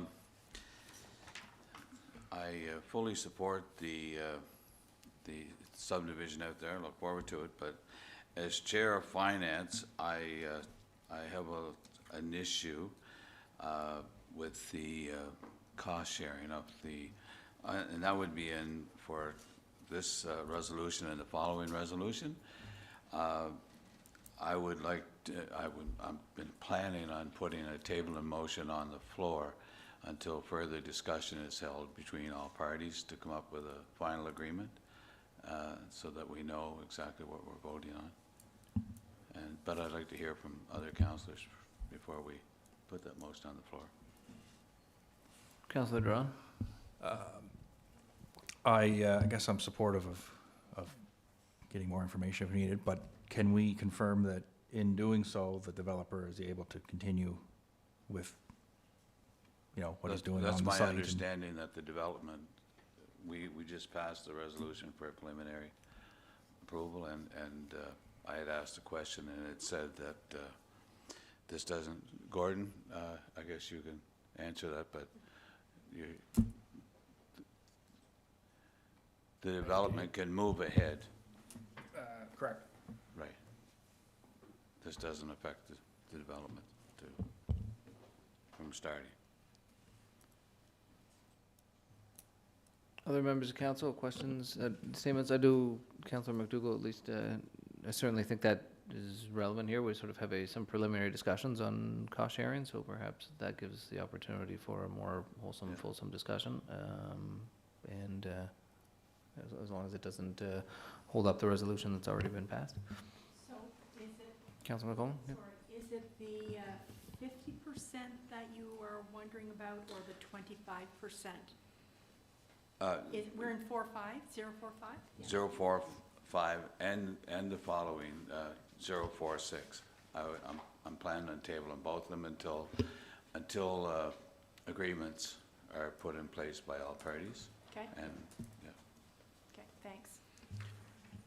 My question would be, when you say in agreement with all parties, and so is that the city, the provincial government, and the developer? Are those the three parties? yes. Yeah.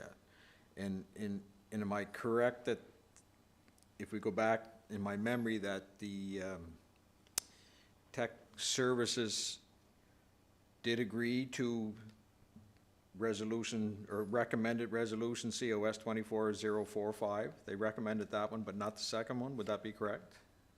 I believe you're correct. Yes. Yeah. I think it would be fair to say that staff, staff's recommendation was that there were adequate kind of grounds to look at a Yeah. cost share, on portion A, but not portion B of the road. The developer has requested the city cost share 25%. That's, like, that 25% number is not set in stone anywhere, that's the developer's request, and we can, Yeah. council may agree at a later date to cost share more or less or none, right? Right. Yeah, I guess that's my only questions on it. I was just, but this won't drag it out or take a long period of time, I assume. We can do it. It shouldn't, as soon as everybody wants to get together and hammer out their portions. Yeah.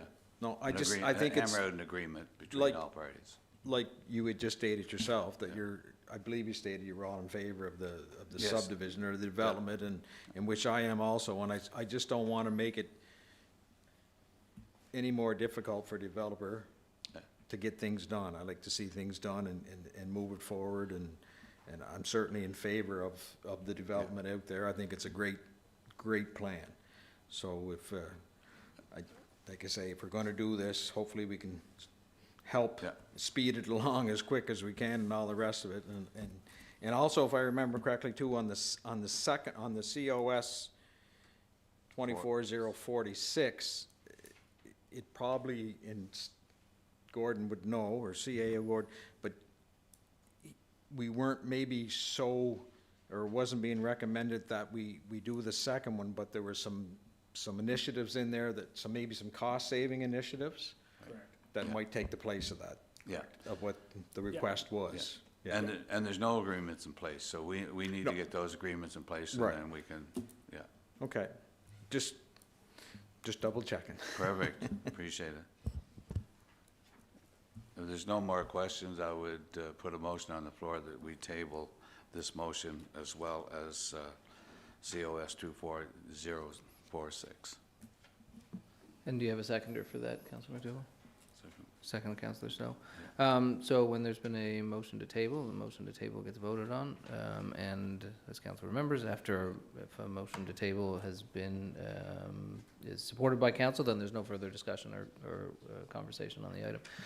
So Councilor McDougall has put a motion to table, items, I'm gonna call them 6A and 6B resolutions, COS 24-45, and resolution COS 24-046 at this time. Moved by Councilor McDougall, second by Councilor Snow. All in favor, please indicate by saying aye. Aye. Opposed? Hearing, opposed? The one, two, three, ayes have it as 5-1, so the two resolutions are tabled for this time. And that's the end of the conversation on that. Moving on to item 6E. Councilor Duran, I think this would still be you. COS 24-047, moved by myself and seconded by Councillor Morrison. Whereas the City of Summerside is the owner of the building known as City Hall, which is located at 275 Fitzroy Street in Summerside, PID 322263, hereinafter referred to as City Hall. And whereas the city's chief building official, by order issued pursuant to subsection 16, Part 2 of the Building Codes Act, has determined that a portion of City Hall, known historically as the Customs House and presently as the Annex, constitutes a dangerous premise by virtue of being structurally unsound and posing an actual or potential danger to the safety of persons. And whereas City Hall is designated heritage resource pursuant to the City of Summerside Heritage Conservation Bylaw, CS 37, and the heritage value of the structure has also been recognized by the Historic Sites and Monuments Board of Canada through its designation as a National Historic Site in 1983. And whereas pursuant to the city's heritage conservation guidelines, dilapidated heritage resource buildings shall only be demolished if they cannot be repaired at reasonable cost, taking into consideration their present and potential uses. And whereas the city conducted a heritage impact assessment and through consultation with the chief building official and a mason have determined that the annex cannot be repaired owing to the serious structural degradation. And whereas it is therefore necessary and desirable in the interest of public health and safety and in compliance with the order of the chief building official that City Hall be altered through the demolition of the annex.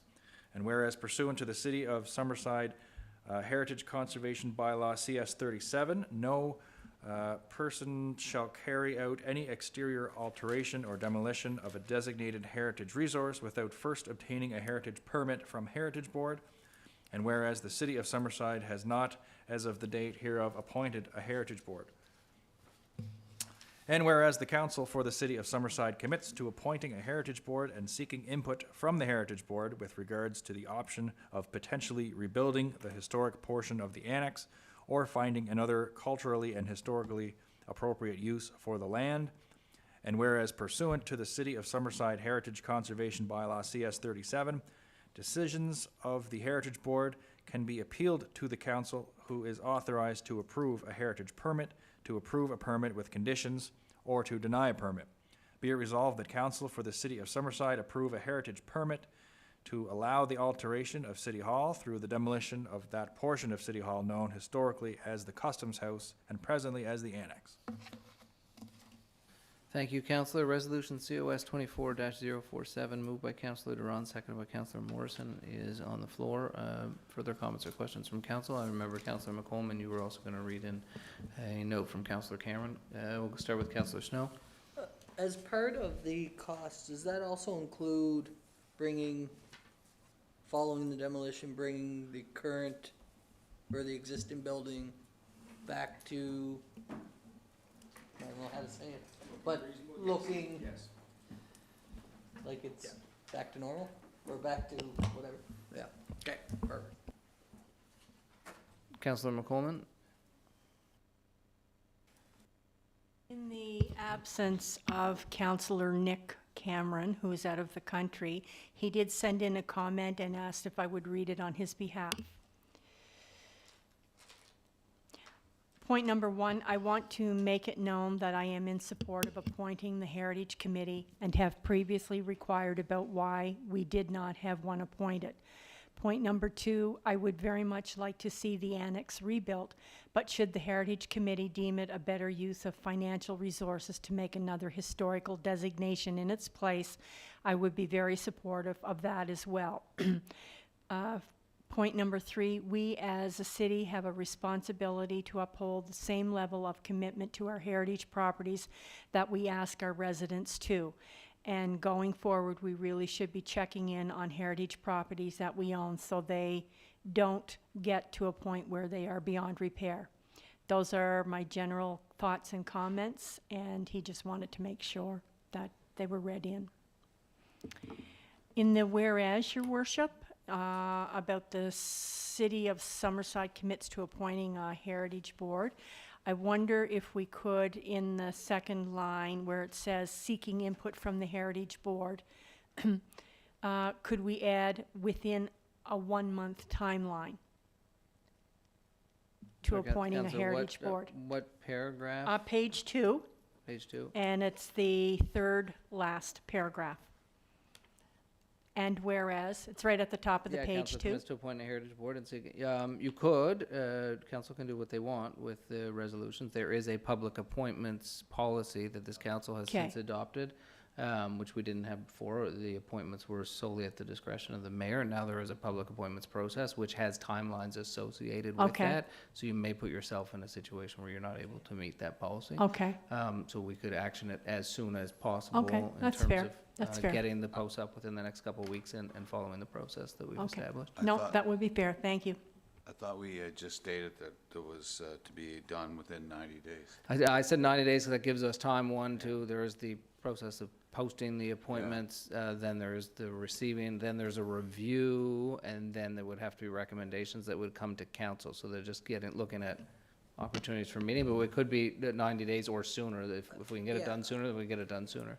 And go ahead. I think if we just left the timeline blank, but committed to that being the first actionable item of the Heritage Committee, so as soon as they're appointed, that's their first item of business. So in case it is 95 days, in case it's 100, well, just in case we don't know how much interest we'll get back from people wanting to be appointed. It might be a longer process.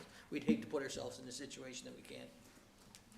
So we could include the language like as soon as reasonably possible. Right. No, Something that's like fine. that, Thank you. if you want That's fine, thank you. Okay, Counselor. Which is fine. Do you want to add any language or keep it as is to Counselor Snow's point? And all of this obviously is in open council and on the record, so we've spoken to doing it as soon as we possibly can. Any further comments, questions from council?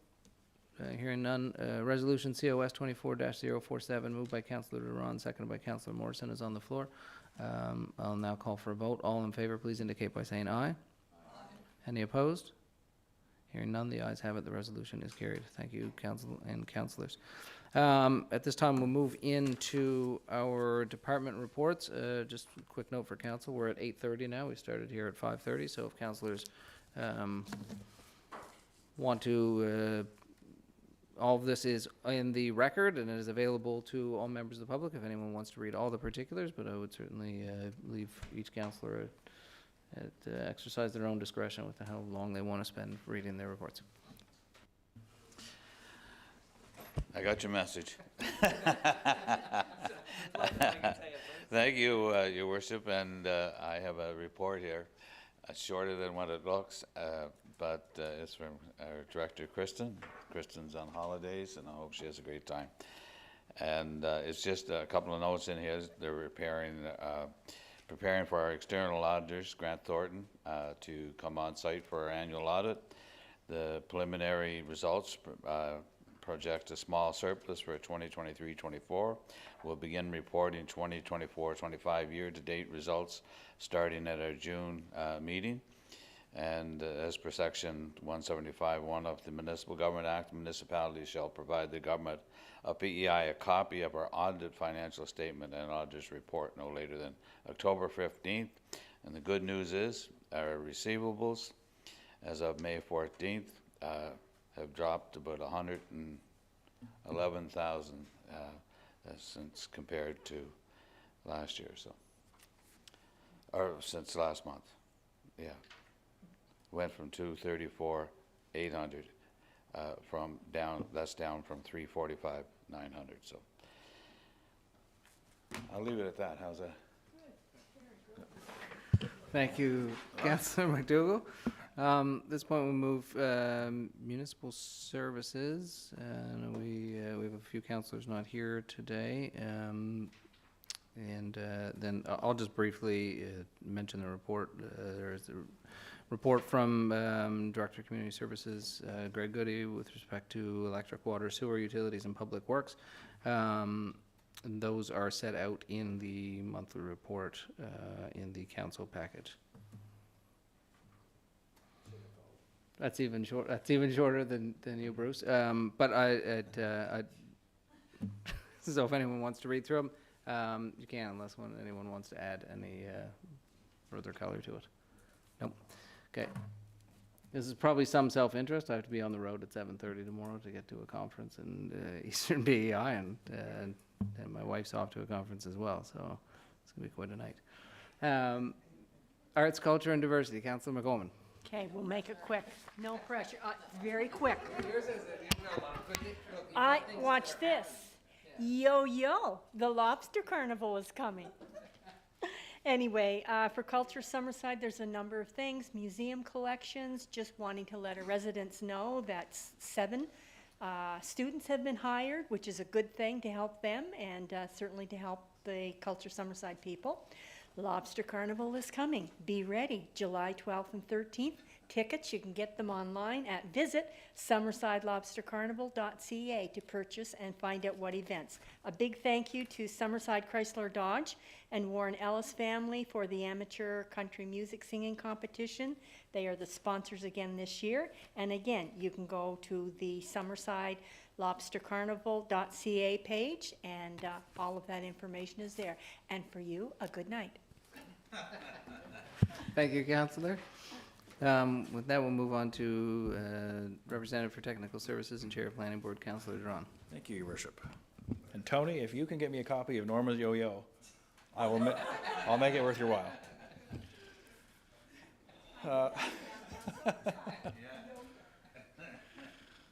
Preparations for the 2024 construction season continue. A few of our tenders have closed and been awarded for items in the 2024 capital projects. Staff have been meeting with the contractors to finalize the start dates. We've been collecting this information and adding it to our city website. Staff will update this information on the website as projects proceed throughout the season. We've also added a city map showing the locations of planned projects for the year ahead. 14 building permits with a value of just over $16.1 million were issued for the month of April for a year-to-date total of 50 permits and a value of $25.1 million. We issued 2 commercial permits for alterations, and on the residential side, we issued permits for 4 new single-family, 2 semi-detached, 3 for decks and accessory buildings, and 3 for apartment buildings, both new and alterations. And as always, developers are stopping in and speaking to staff for assistance with their proposed projects for this year. Now is also a great time for our citizens to ask for assistance with their projects that they may have planned for the summer. And thank you to Director Aaron McDonald for preparing the report this month. Yo-yo. Thank you. Jeez, every meeting you say something funny. Thank you, Councillor Durham. Representative Economic Development and Growth, Deputy Mayor Snow. Thank you, Your Worship. The following is a brief update from the Office of Economic Development and our CAN Smart Grid submission. Collaboration with municipal services and private sector partners, Summerside Economic Development was able to complete and submit its Phase 2 application of the Smart Grid demonstration project. Renewable energy and hydrogen work continues on internal discussions and outside investors to further explore and advance green hydrogen projects to develop a domestic ecosystem for hydrogen adoption. And the Eco Park, Building 1 in the Eco Park is set to be completed in late August. The office is working on lease negotiations for our first tenant and hope to have those concluded in the coming months. That is the update from the Economic Development Department. Thank you, Councillor Snow. Representative for Emergency Services and Communications, Councillor Adams.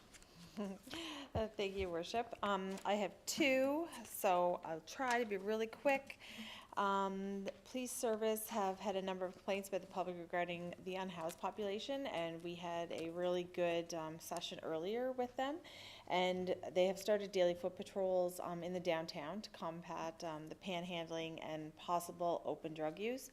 And they could not stress enough how important it is for people to call in, because the more that's called in, the more that they will see that these services are needed.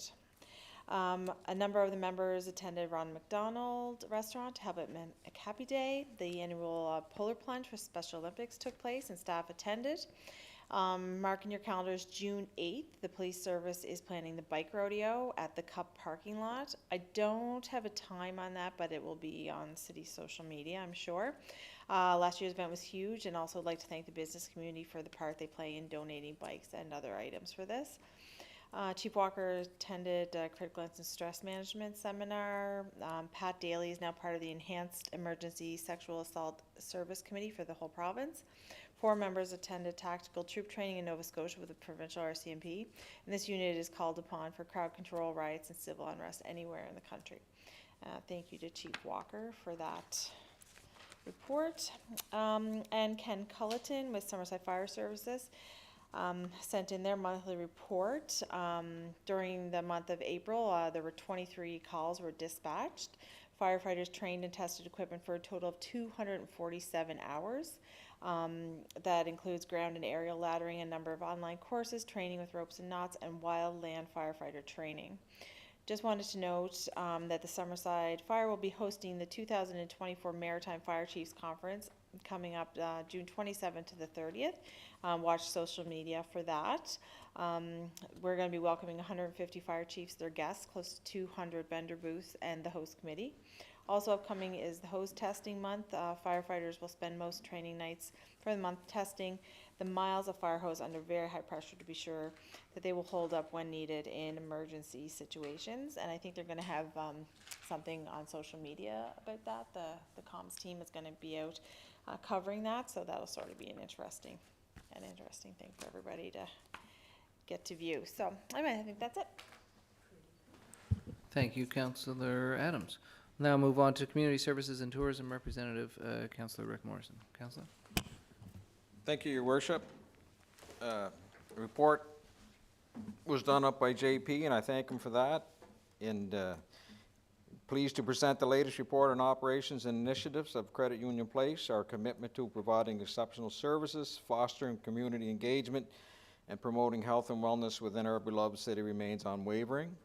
Our dedicated team has continued to maintain the high standards of cleanliness and safety within Credit Union Place, ensuring a pristine environment for all patrons. All the different facilities inside the building continue to be busy with meetings and conventions, the box office, pool and dome, with lots of things happening. In an active living, we're preparing for the Shipyard run for 2024 and Summer Fun 2024 are underway, alongside plans for spring multi-sport programs to offer diverse recreational options. And that's it. Thank you, Councillor Morrison. F, Governance, HR, and Legal Services, Councillor Cameron. Councillor McColman, you have your microphone on. I'm not trying to be smart. I just accidentally forgot to thank Director Lori Ellis for my report. That was nice of you to remember. Thank you very Councillor. much. I thought you were going to read Councillor Cameron's Human Resources and Legal Services. I'm not sure if Councillor Cameron reached out to anyone, so we will as well. I haven't honestly haven't read this yet, but so I'll read through it quickly because there's some important pieces in here as well.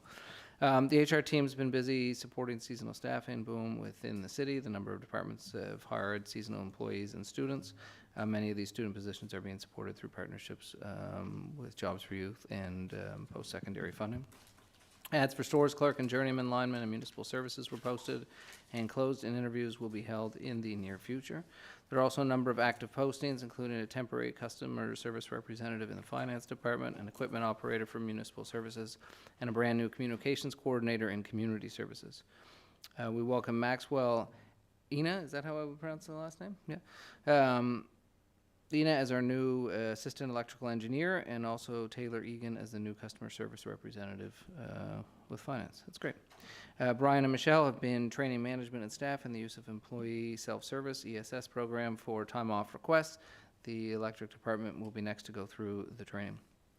Brian continues to support employees with their retirement, pension, and benefits questions and applications, and Michelle assisted with the processing of a few WCB claims.